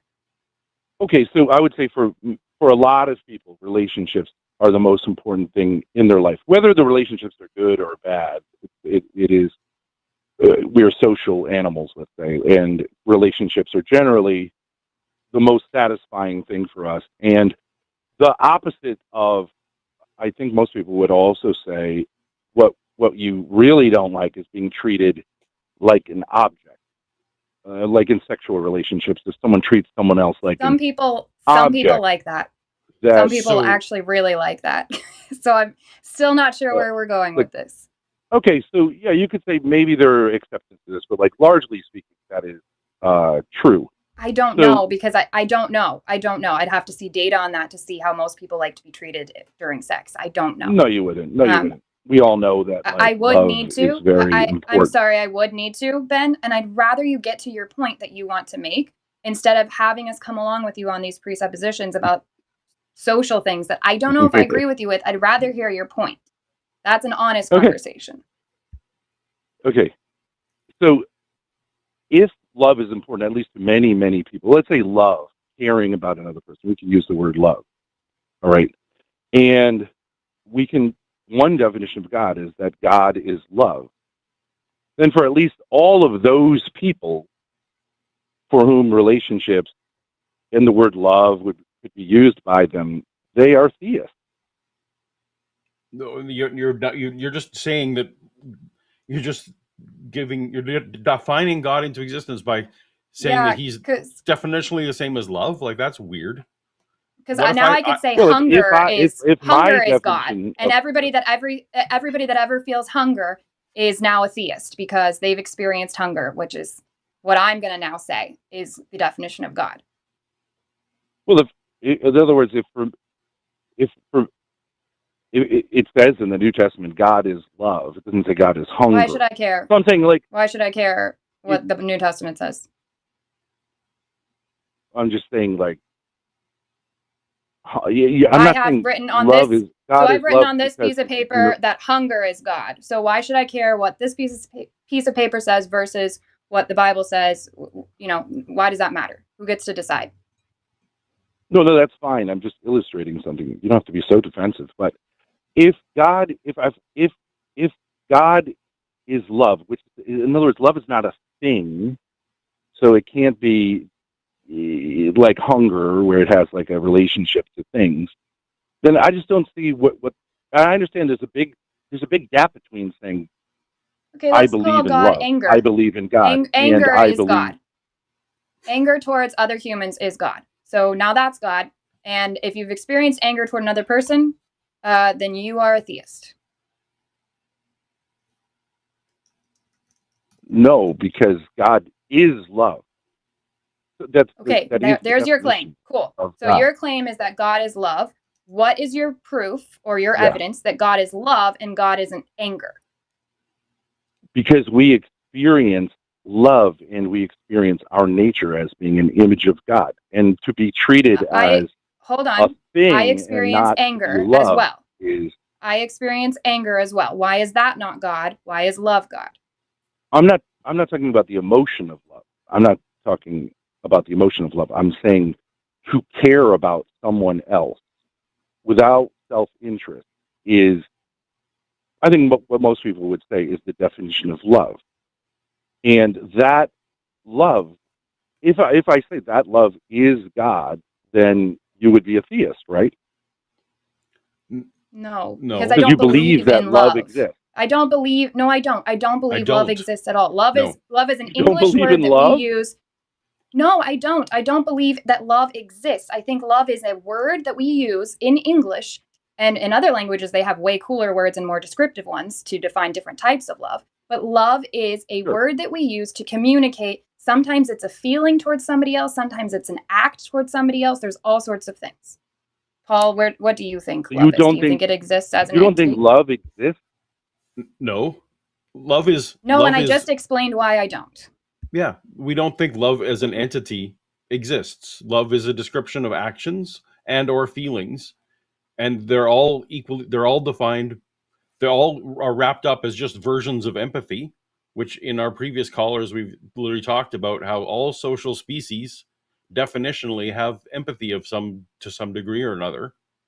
And I see no Okay. non-naturalistic reason for to I don't see even need the reason that we need to appeal to anything other than natural biological processes to understand that empathy helps us as a social species. So I don't see the reason why you're labeling this God on top of it. I don't see the distinctions that you're making. No, so And I yeah. definitely don't think that love is an entity. You don't believe that love exists. You don't believe that you love your children. You believe What that did you're I? just What did biological. Richard? What did I say? What did I say that love is? Just to see if you're No, listening and I'm caring done. at all what I said. Ben. Sorry, Ben. I'm so sorry, Ben. No, Ben, no problem. what were you listening to? What I I was mean, we saying at all. all? What I'm saying is, we all know what the word love means, You're and appealing to I'm saying intuition. You're appealing to intuition. What did yeah, both sure. Promise and I laid out what we think love is? Were you listening? And can you repeat back to us what we said love, what we think love is? You said that you don't think love exists. You think it's a biological thing, sort of a We think biological that process.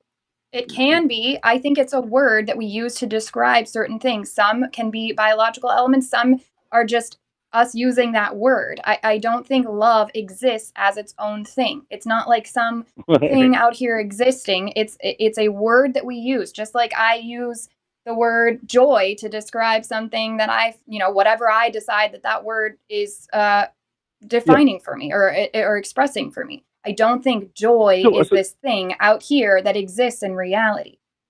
It's a word we use okay. to define and describe certain things we experience or express as humans. right. It's a Okay. Do property you of an think action. truth exists? In other words, aren't you trying to say that what we're saying is true? Truth is the extent to which a proposition conforms to reality as adjudicated by predictive power. Truth is a property of a proposition. But so, do you have a problem with using the word truth to say like this is true? Or Truth, yes, because truth like is a you property of should some. we? Because truth is a property of something else, not an entity floating around. Just like yellow is a property of an object potentially, and not there's But yellowness yellow floating doesn't around. exist. Right. Yellow doesn't exist. Yellow Oh, is a okay. property of an I object. mean, right. I think most people think love and truth exist, That doesn't. and We're not that here to they're talk not about what. physical. We're not here to Who talk about cares what what other most people. people believe? Yeah. Well, if you Because don't love other people, you treat them like things. Who And said we don't love other people? We said love is a property love is a label we apply to certain behaviors, actions, and feelings. okay, I would just say that if you believe in love and truth, and you believe in God, and I would say like someone who wants to say, I don't believe in those things, or I want to redefine them in some kind of way. How is is redefining love? How is crazy. how is love being a label for an action, motivation, feeling, redefining it? It's more than a. I mean, I understand you could express the word love as a feeling. I'm talking about what someone Not would as do, a like feeling, say, not as if a they feeling, Ben. It's not as a to feeling. It is a die for property of a person. feeling. We have many feelings. Some of them we consider to be loving.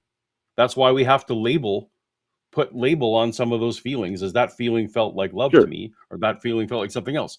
That doesn't mean Yeah, we're trying but to express to you that doesn't elevate love to be an entity that exists. And you're appealing to people's intuition. I was one of the people just a few years ago who gave this no serious thought at all and just went around with my intuition thinking, sure, love's a thing, evil's a thing, good's a thing, because I spent no time thinking about it seriously. Then I had a bit of a but crisis and I had to think about these things seriously and look at my own motivations and how things work.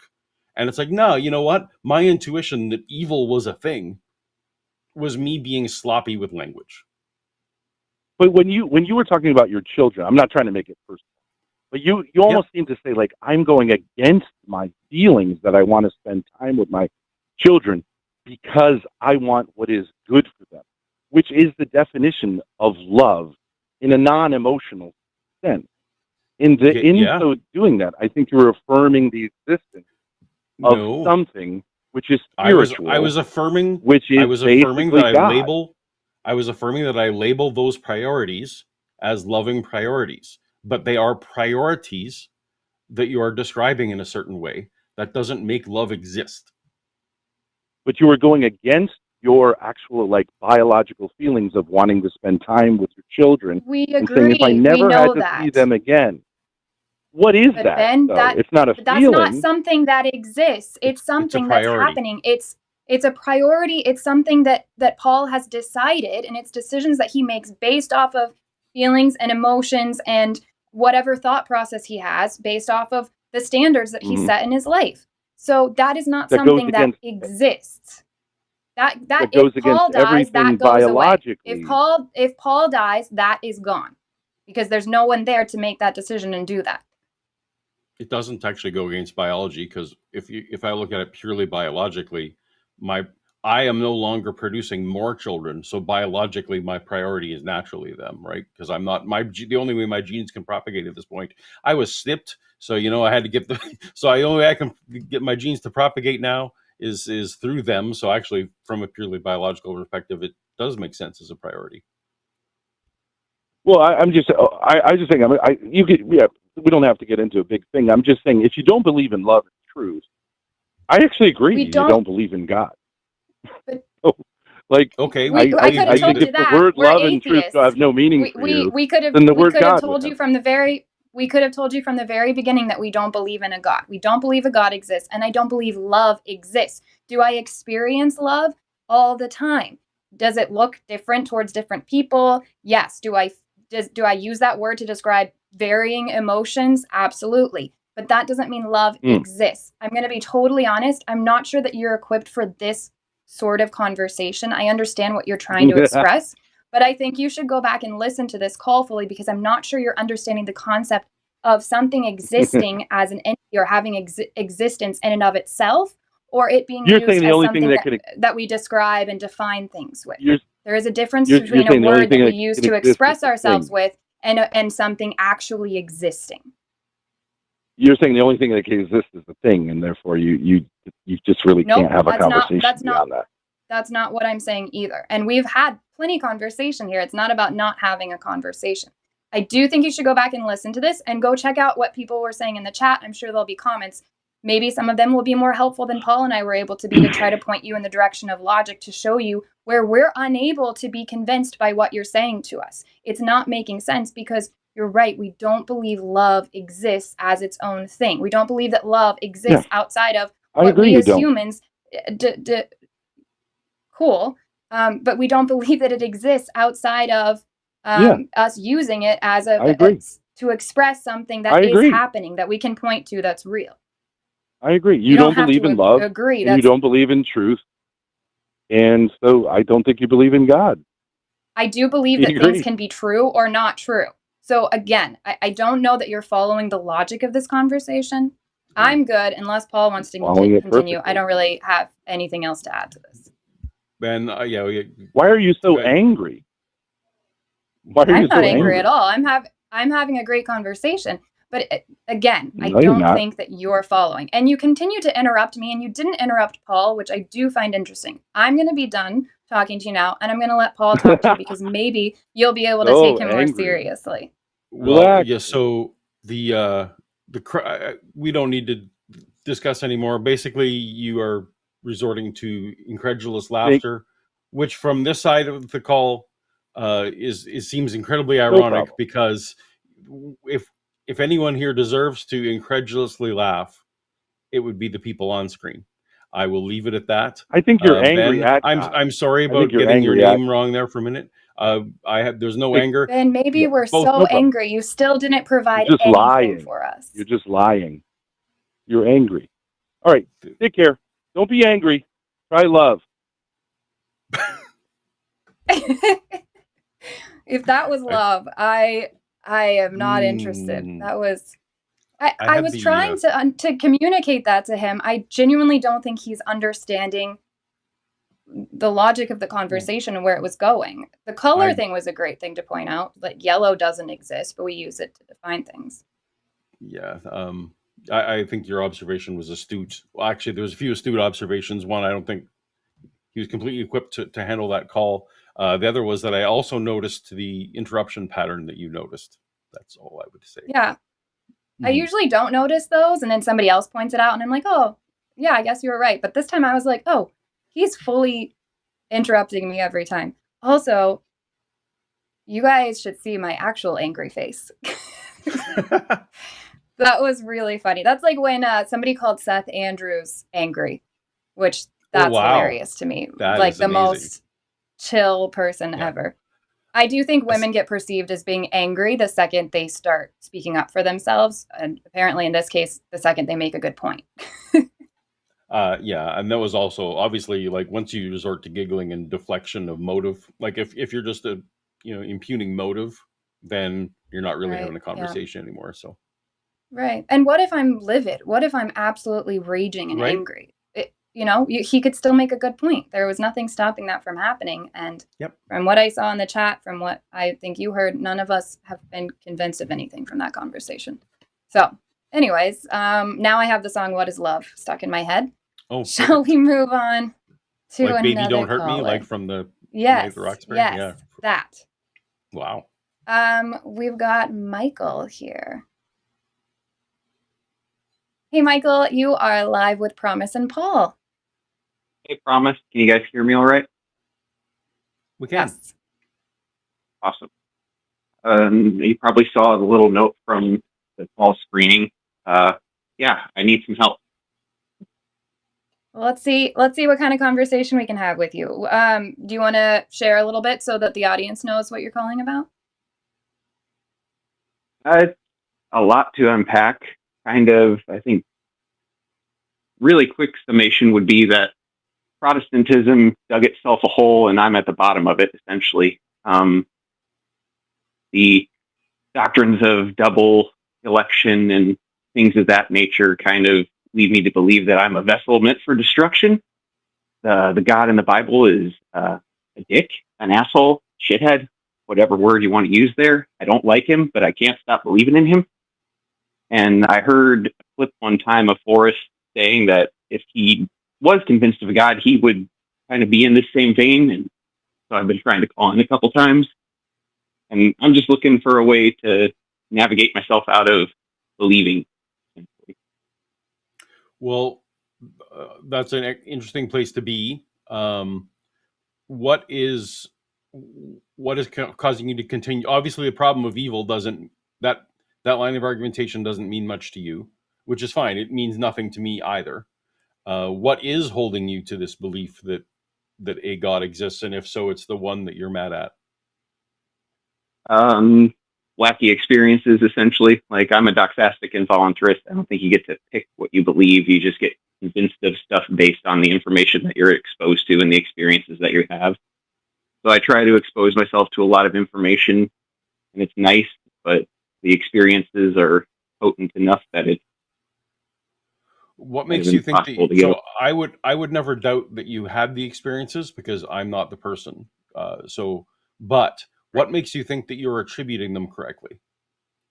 I don't assume that.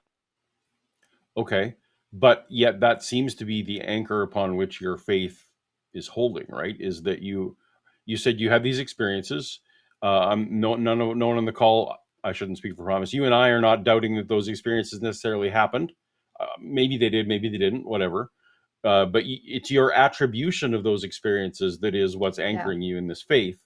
So I'm Yeah, wondering. I don't know how to change that. I don't know how Well, to talk to that part of my psyche.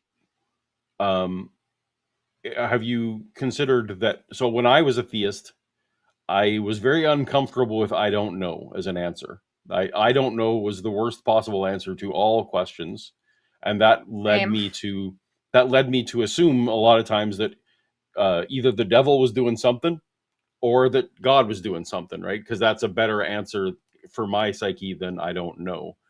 Um, are you comfortable with questions that you don't know the answer to? I think so. I mean, you can ask me and I'll answer as Okay. best I can. So what makes you uncomfortable with saying, you know what, I can't explain these experiences? Because there's a handful of experiences I had a theist that I couldn't really explain right now. Same. But I'm living with, I don't know the specific answer to those. But I don't see a good reason to think that it was God, or that I don't know isn't. Why are you not accepting I don't know as the attribution for these experiences you're talking about? I mean, I would like to. I can't make myself do that. No, Can I ask you, agree. Michael, Go ahead. to just kind of rephrase it? So if someone was able to fully convince you that no God exists, let's pretend you don't believe a God exists. What would you say was the reason for those experiences you had? The weirdness of human psychology, in a variety of different environments, encountering a variety of different substances and a variety of different emotional states. And what's stopping you from that explanation now? Life's really weird, and I don't yeah, there's parts about it that seem like they are real. Yeah, I understand that feeling. But you just gave me a really great logical conclusion for some of these things. And that's where I've landed with my past experiences that I can't explain. And I think that's a good path to start thinking towards is what would I say about these things if I knew for certain there wasn't a God? How would I explain these? And then figure out where you stand on those explanations and if those make sense to you or not. I also want to recommend, in case you haven't heard of it, Recovering from Religion is an incredible resource for somebody going through what you're going through. And I really appreciate your honesty. I think you're in a great spot to get to the other side. I'm sure it feels really discouraging where you're at right now. I've been there. It's a lonely, lonely, lonely place. But it's amazing that you're letting yourself ask these questions. So I also recommend, just after this call, going and checking out the resources they have to offer. You'll feel significantly less alone. You'll feel less crazy. A lot of these things they've already helped so many people think through, and they'll maybe have some good questions to help you start with. But I think if you're clinging to these personal experiences as your reason for believing, you're so close to being set free. You just have to follow through the logic of all of this and really ask yourself, okay, what can I know happened in those experiences, and what do I not know? And then, like Paul said, get really comfortable with, because I think you're going to reach the conclusion of you probably don't know a lot of it, and kind of settle there. And go and ask more questions from there. I suppose that'll Are help. you I guess are go ahead, Paul. Sorry. are you a science-minded type person? I don't presume to be. I like learning. Okay. I've been reading a lot for some research recently, a lot of neurological studies, and one of the things that is quite well established right now is they've done a lot of fMRI studies and PET scans, like a lot of these scans of people who are hallucinating, Mhm. and the exact same centers of the brain are activated when someone is having a visual hallucination as when they are seeing a vertical thing. The same thing is true of audible hallucinations. So they can study people who suffer audible hallucinations. It's the exact same center of the brains that are lit up I guess when they're having an audible if I can. hallucination. And the same thing with color, same with texture, and same with facial recognition. They've gone through all the centers of the brain that were pretty confident, like that's what it is. And they found people who actively have these kind of hallucinations so that they can study their scans. And essentially, what all these myriad of studies have come to is that our brain can't tell the difference. Just there's nothing biologically that lets us tell the difference. And the only difference that we do, the only difference that we do for deciding what's real versus not real is how we've been socialized. So in cultures where, dream states and all of these things are accepted as, you had a dream about this, I accept that at the same level as you had a real conversation about it, or what we would call a vertical conversation. I've really found some of this stuff very fascinating, helping me deal with some of the stuff that I've experienced, knowing that the same centers of my brain were activated when those experiences were happening. So the only thing I can anchor that on is my belief system to tell me the difference between one and the other. And it seems like you and I maybe came from similar belief systems. And so as you're recovering from religion, as you're doing all these other things, if you are willing, maybe look up some of the neurological studies on hallucinations and other type of these altered type events, and see if any of that rings true to you. See if you think, oh well, okay, I was hallucinating, but my brain can't tell the difference, and so why am I making an arbitrary judgment choice again with your attributions? So I guess that's that just me being pumped about something I read recently. Sorry, it's a recency bias thing. no, it's okay. I guess that is kind of part of my problem. I read, in Galatians, Paul gets taken up to the third heaven, the third Urwanos, and sees things unutterable, right? Yep. Like, I think that's what all of this Whether is. it was in the body or out of the body, I do not know. Yeah, that's right. Like that is what, like when Jesus gets baptized and sees heaven open, of descending, like that's what's going on. These people are hallucinating to build religious thoughts. Okay. I don't know how to, and for them, here we are 2,000 years later with the entire structure of it, and it's spread out as much as it has. That looks pretty real to me to a certain degree. But you would agree but they're falsely attributed, right? Like we are agreeing. Yeah, it sounds like you and I are agreeing that a dove didn't come down on Jesus when he was baptized. Right? Right. Like that. That's what he's seeing, though. Sure, but if you're agreeing that it's in principle that people can falsely attribute experiences, I guess that's all that Promise and I are encouraging you to maybe just live in the world where you're like, well, I might be falsely attributing these experiences, and sort of set those aside to see if there's other things you can affirm. When you say falsely attributing the experiences, you think I'm attributing to something supernatural? I think it's possible.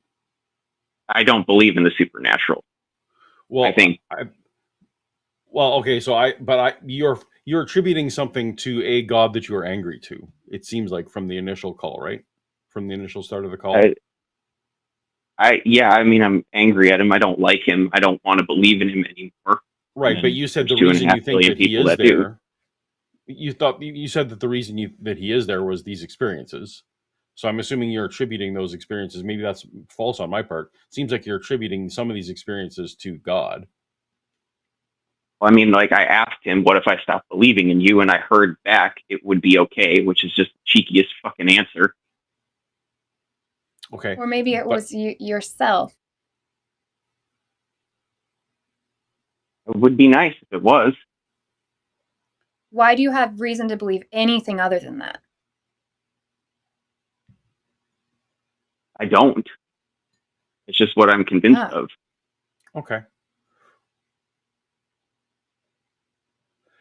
Yeah, I think this is a long-term journey that you're on, and like I said, I think recovering from religion is going to be a good resource for you, because if the logic is there, but then the feeling is what you're still working on, they have the Secular Therapy Project, all of that, and that helps immensely, because Paul and I can sit here and logically give you reasons that you shouldn't believe, or that you don't have a good reason to continue believe, rather.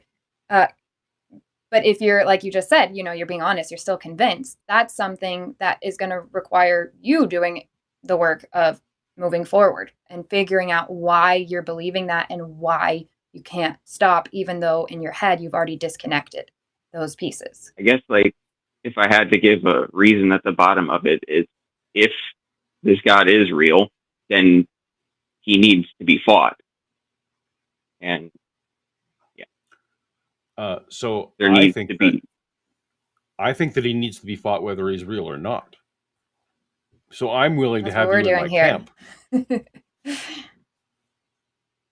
I don't think that you can speak to people who do believe effectively without having a belief in equal or greater measure than they do.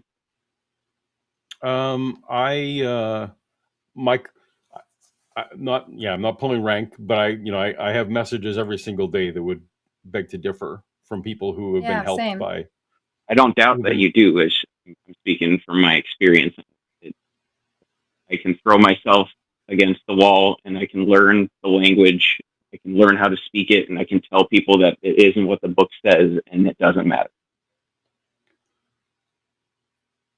Well, there is a few. They believe it. Yeah, go ahead. No, you go ahead. No, I understand how sometimes there's some futility feeling when you can't convince someone you very much wish you could convince.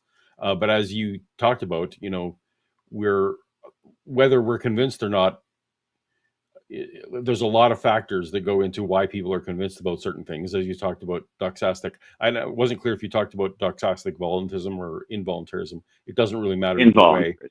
Okay. Then you're even more in. Then you're even more in that camp. Is that you? In one conversation, you can't actually swing someone over. That's a. You got to slowly whittle away. With those. I guess that's not my experience, because these conversations with these entities, because the Christian God's not the only one that I've met, but like talked to Apollo, and he told me that good and evil is just a game that we play with each other, and it took one conversation to prove that.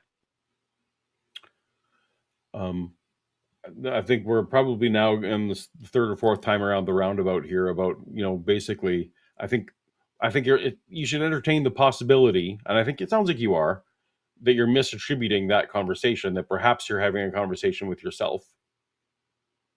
But, I can't speak to it. I'm not in your brain.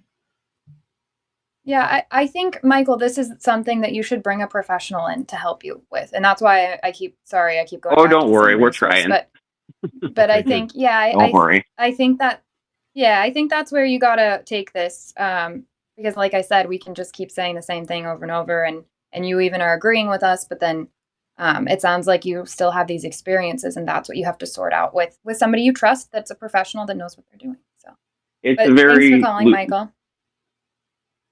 I appreciate it. Thank you both. Thanks. Thank you. Oh, I feel so bad for people experiencing that and going through that, and not fun. But I hope Michael is able to maybe take us up on that advice of recovering from religion. They offer amazing things, and that might be helpful. We have one last theist caller before we wrap the show.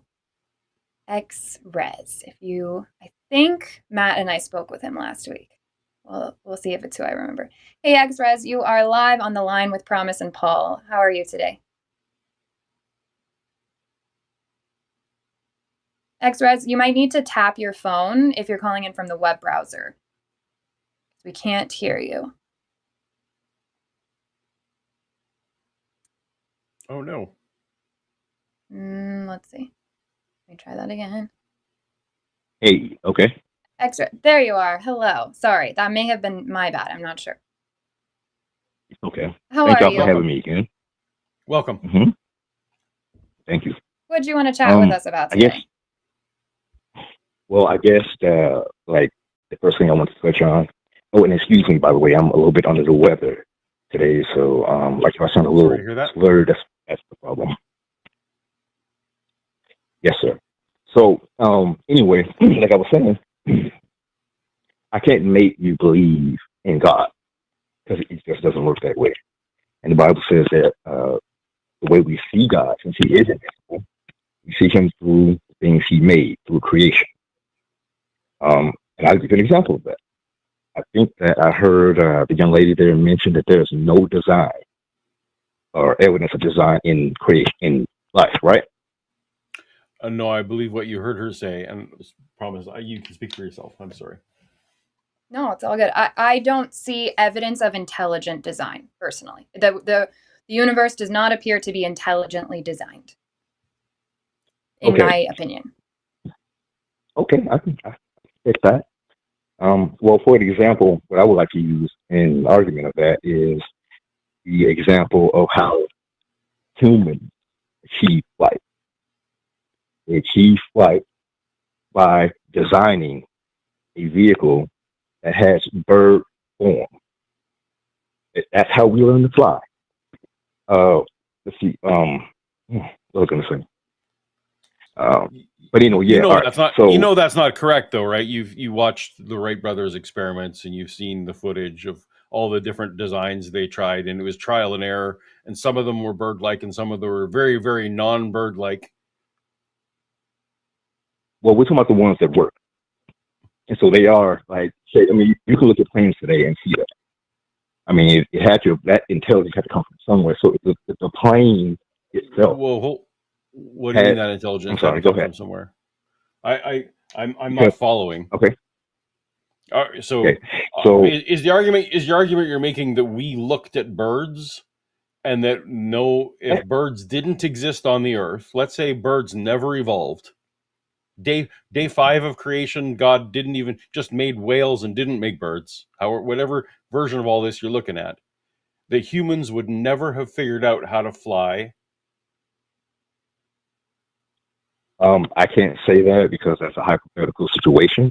But is that what you're trying, or are you just arguing that because birds existed and we learned to fly, that there's that there's some kind of causation there? It's what I'm simply saying is that the plane was designed to look like a bird. The plane had a designer. Why would the bird not have a designer? No, the plane was designed to most efficiently fly. You notice that our planes don't flap, for example. Well, a lot of birds don't always flap. I mean, like hawks, they go through the air the whole time. They're flapping at all. You know what I'm saying? So leaves also glide through the air. These are all just weird. You're creating causation where I'm not convinced there's causation. But you know what? Well, I don't think that's probably the point of your point. Mm-hmm. So I'll let you carry on. So you want to say that because you intuit that there is design, that we should also intuit that there's design? Or what do you say? Well, again, there's no way for me to make you believe in God. You have your own already. It does not work. I understand, but you think that we should. You think that we should think like you on this topic. I'm just telling you why I believe the way I do. That's what I'm trying to say. Okay. So, X-Res, can I ask you, how do you know that airplanes were made by humans? How do I know they're made by humans? Yep. It's in the history books. We can In the observe history it, books. right? We can check, we can build a plane right now. We can go watch people building planes, right? Yes. Right. So that's how we know that. You're trying to compare, this is basically watchmaker fallacy, and you're trying to say that birds, I think that's what you're getting at, that therefore birds must have a designer just like airplanes. Just like airplanes were modeled to do something and there's intelligent design behind it, there must be intelligent design behind birds. And that's just not a good analogy, because show me the builder of birds then, because what I can show you is that we have natural selection, not intelligent design, that produced us with birds that are flying. And there's a lot of birds that can't fly, which is also like not very intelligent, and sucks for those birds when they can't fly away, especially for penguins. Yeah, I mean, I understand where you're coming from on that. But I guess what I'm saying is, what I'm trying to say, okay, well, let me just ask you this. Let me ask you this. Okay, so you think my belief is ridiculous because you can't basically see God? Okay, I don't. I feel like I don't think it's ridiculous. I just don't believe it. Not because I can't see God, but because I need evidence that a God exists. Okay, but at the same time, you don't have any evidence that the Big Bang ever happened, and yet you believe it. Correct? First of all, Go ahead. Yeah, I'll let Paul speak to the science side of things, and you can call back tonight and talk to Forrest. He would love to talk to you about the Big Bang. The Big Bang has nothing to do with why I don't believe God exists, and I don't believe the Big Bang. I trust science that it has figured out part of Earth's history, and somebody much smarter than I am can explain all of that to you. I'm just trusting people that are smarter than me and scientists that can explain that. But that has nothing to do with why I don't believe a God exists. There was a time in my life where I still thought evolution and the Big Bang Theory were these lies, but I didn't think there was a God either. So that's not going to get us anywhere in this conversation. Does that make sense to you? I follow what you're saying. And I also can go ahead and spoil alert, I have no idea what, if anything, was before the Big Bang, or if the universe has always existed and all of that. So like, I can just tell you, I don't know. Yeah, okay, so that was, kind of my point. And I'm glad you said that. So there's a gentleman there, does he feel the same way?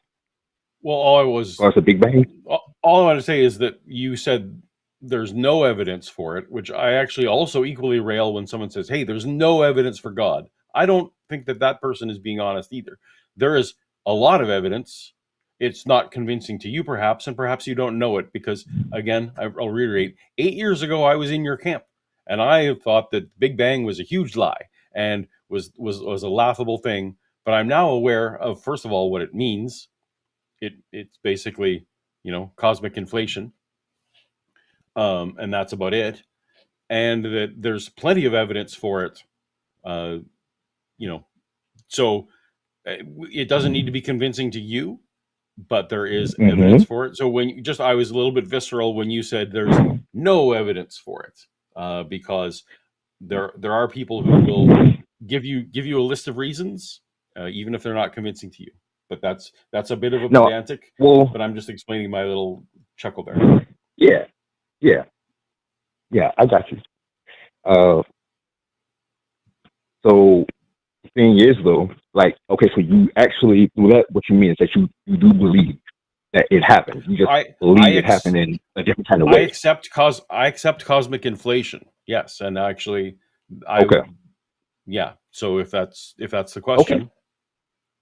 Okay. And so I'm significantly more interested, XRES, in why you believe rather than you questioning us. I'd kind of rather just let's all go there together. Why do you believe? And why should we believe what you believe?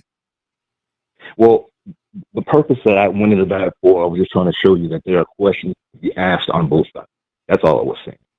As for why I believe, I have the reason that the Bible said. It's just that we see him through things he made. We see the intricacies of creation. We see the different, water cycle. Why should we care what Why should we care what the Bible says? I'm not saying you should. I'm not saying so you why should. do you care what the Bible? Why do you Why do you care what the Bible says? Well, I just told you, because I've seen evidence of God through his creation, through the intricacies and all the complexity of life, of animals, of plants, of all the variety of food that we are here to enjoy. That took forethought. It would like literally be like me coming to your house, seeing that you have everything fully furnished there. You understand though that like we could all nod and agree that even if we wanted to agree that something made the universe and that something absolutely designed all those things you just described, that's not a good reason to say that therefore the Bible is correct, right? Like, so what is the reason why you think the Bible is correct? Well, I mean, I think that's a good reason because that's the way the Bible tells you we see him. You know, So somebody that's Muslim would say that that's a good reason for them to believe the Quran, though. They could say the same thing. Well, I mean, anybody could say it. I mean, you could say it by looking at a history book or a science book that you get your belief from. Because you weren't there to see that happen. But so I already told you, I don't have a belief about the origins of the universe. I don't know. I have no idea. But I'm not willing to say it's a God. I'm just in the camp of I don't know, but I don't think it's a God. Okay. Nobody's given me a good reason to think that. Yeah, I respect that. Yeah, but I'm trying to get to the good reason. Again, like I said, through creation, through the things he's made, experiencing these, for example. But you obviously are trying to tell us that you think creation singularly points to your book and not to other books. No, not necessarily. Oh, you're acknowledging that creation points to a multitude of books. I mean, I'm sure there are many books about creation. Yes, I mean, I've studied. No, but we're talking about there are like the Quran, beliefs out there, the Book of Mormon, and like lots of those books, right? You're saying that the Bible, or not the Bible, that creation points to all those books because they all claim there was creation. Including Bhagavad Gita and Enuma Elish and like lots of things think that things were created. What's beyond that? Obviously, that's not a tiebreaker. What's the one that makes you think the Bible is the better? Well, I mean, it's a complete story.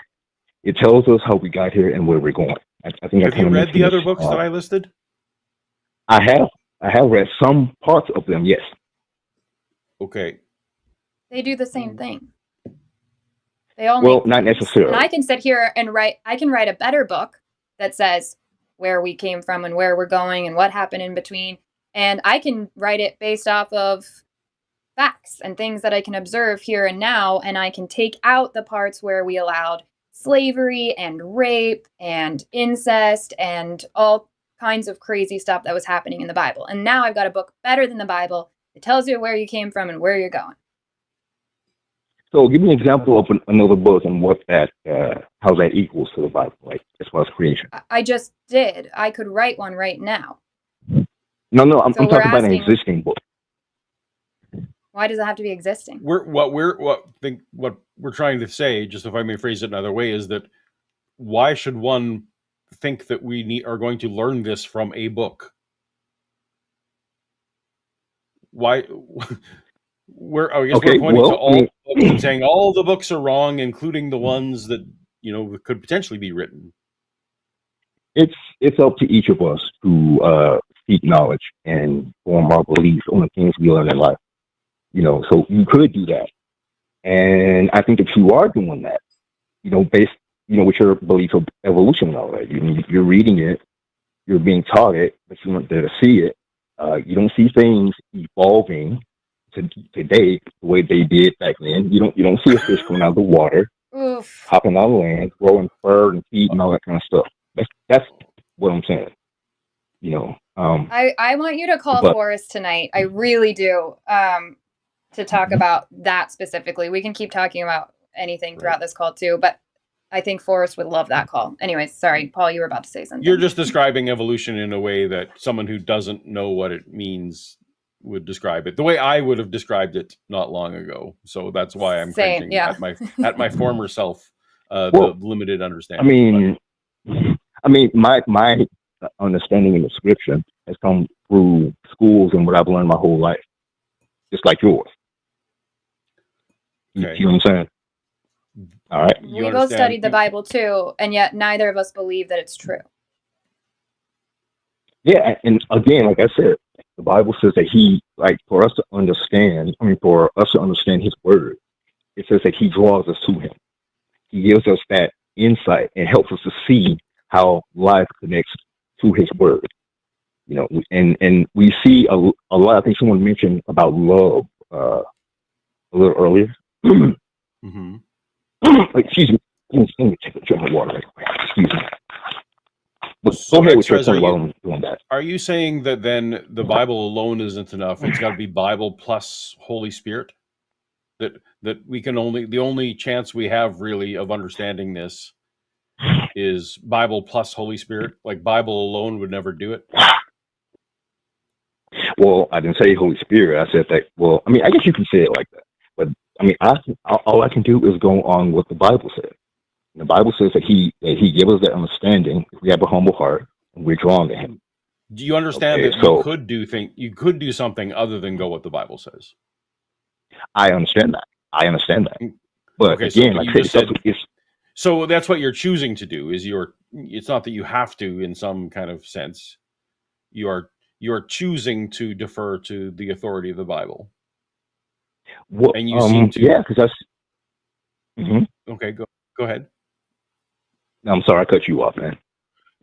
Well, I'm actually, but I was going to ask why. So you were about to say because, and so I'm assuming you're answering my why question. Okay, so yeah, there are other books out there that you could read, but again, like I said when I started out, it's up to each of us to make that investigation for ourselves and see, okay, what can I believe is true, what can I believe is false, and I've done that to the extent that I can in my short life, and what I've seen, despite what the other books say, is the intelligence. And for example, we could just take one principle of the Bible: love thy neighbor as thyself. If everyone on the planet, I can do you better than that. I can do you better than that. Okay. I can do you better than love your neighbor. But hold on. Let me say this. That one principle, if everyone on earth treated their neighbor the way they want to be treated, we would not have war. We wouldn't have stealing. We wouldn't have corruption. It's true. That's not true, X-Res. In fact, I'm saying if they did. I'm not saying it is. Okay, go ahead. I appreciate your sermon, but I've heard it. So let me just speed this along because we're getting to the end of the show. So I can write something better than treat your neighbor as you want to be treated. Because that's probably why a lot of us have issues, is that we treat somebody how we want to be treated instead of how they want to be treated. I don't want to be treated the same way my husband wants to be treated on his birthday. I want all the crazy things. I want birthday candles. I want all of that. He doesn't. Do you see the conflict we have if we both treat each other how we want to be treated instead of how they want to be treated? So I've already made the Bible better by rewriting just that one thing. No, that's not vague. I was just vague. really clear. I just gave you a very clear example. Do you see the conflict that my husband and I would have in if I treated him how I want to be treated on his birthday? Do you see how that would bother him? Okay, I think you're twisting the meaning of when I said treat others like you treat yourself. I feel like you're kind of, jumbling that up there. I mean, how? You don't think so? I'm asking how. Why do you think that? Because I just demonstrated for you if I were to treat him how I want to be treated, he wouldn't like that. And vice versa. If he were to treat me how he wants to be treated on my birthday, I would not like that. So how am I twisting anything? Yeah, well, here? I mean, that's wouldn't the way you interpret it. No. Wouldn't it be better for me to treat him how he wants to be treated? Okay, so basically that what I just stated, that is what you call a Bible principle. I mean, there's always going to be different, ways to look at that. When it comes to I'm sorry. I know you're not understanding the distinction the promise is making. So let me just derail a second. Go ahead. Why do you think that that's a Bible principle? You understand that the golden rule exists in literature for thousands of years prior to the Old Testament existing. Well, actually, now you have to kind of go back on that. Because see, the Bible is made up of several books. No, but Okay. I specifically So said the Old Testament. I can say it. I can call it Hebrew Bible. I can call it Pentateuch. I can call it Torah. Whatever you want.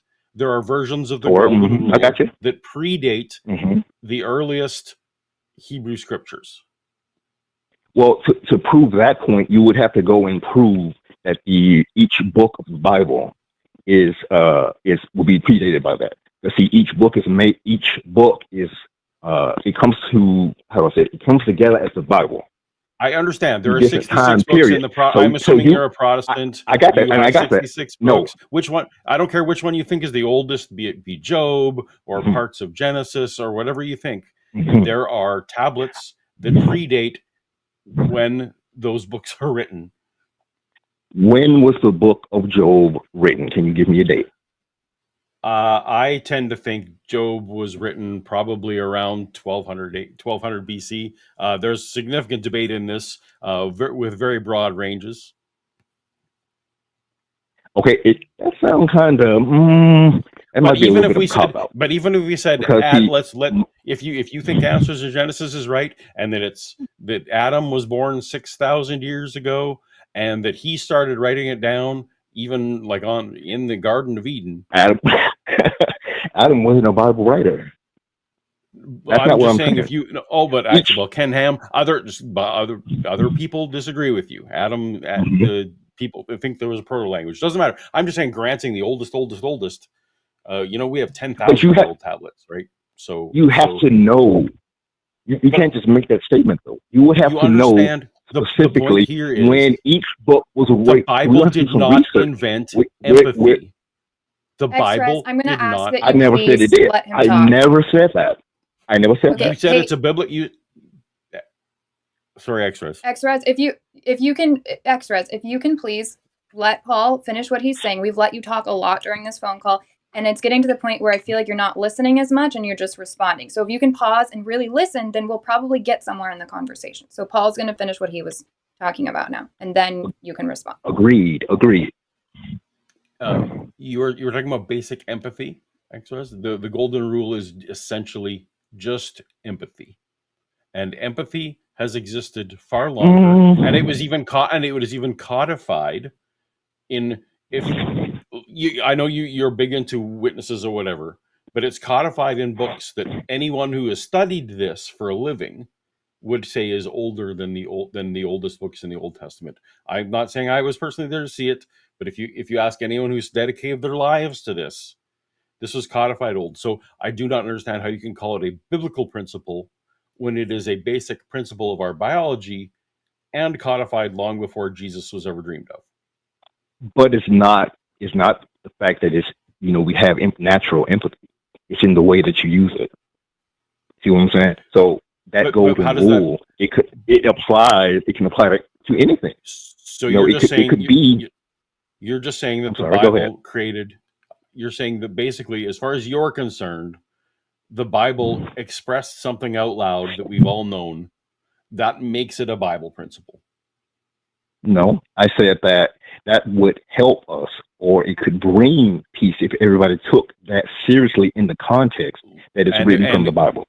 That's what I'm saying. And I'm not saying that empathy and all that didn't exist. But see, it's the knowledge that we get from the book. So now that was a small example. That was just one example. I just kind of threw that out there. And I think we need to wrap up soon. That does actually get back to a sort of a theme we've had here, and that is that you're talking now about why Christianity would be useful, and I don't even believe that would be the case. If everyone felt greater empathy, sure, that would be useful, but whether the Bible has a few pieces of useful advice towards potential goals doesn't make it true, and that's kind of where you've now shifted your argument to. I've said a lot of words, so I'm going to stop talking. Okay, well, it's fine. It's fine. We can stop. It's fine. I'm in the middle of a sentence. If you go back and listen to this, I think you'll see where several times you kind of just shifted the conversation, and that's fine. We didn't really get very many places, and I just did a quick search of the golden rule predating the Bible, and there's 1, 2, 3, 4, 5 more things that instantly came up, different texts or tablets, I guess they're not even texts, whatever they are called, and I can instantly see those. So maybe go and check on some of these things that you are holding on to as part of your claim, because as Paul pointed out, they're not holding up to being tested. So listen, call back if you want. I would encourage you to call Forrest tonight to talk about evolution. I think that he'd love that conversation.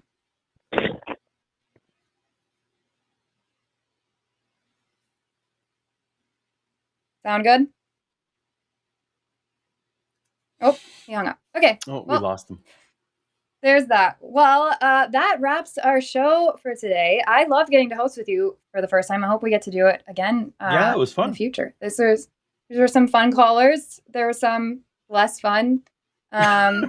But now I'm going to go listen to Baby Don't Hurt Me so I can get that out of my head. All right, Any closing words you want to offer? It's just sad that we're still atheists at the end of the call, so that objective wasn't met, but maybe next time. Oh, I was hoping this was going to be the day.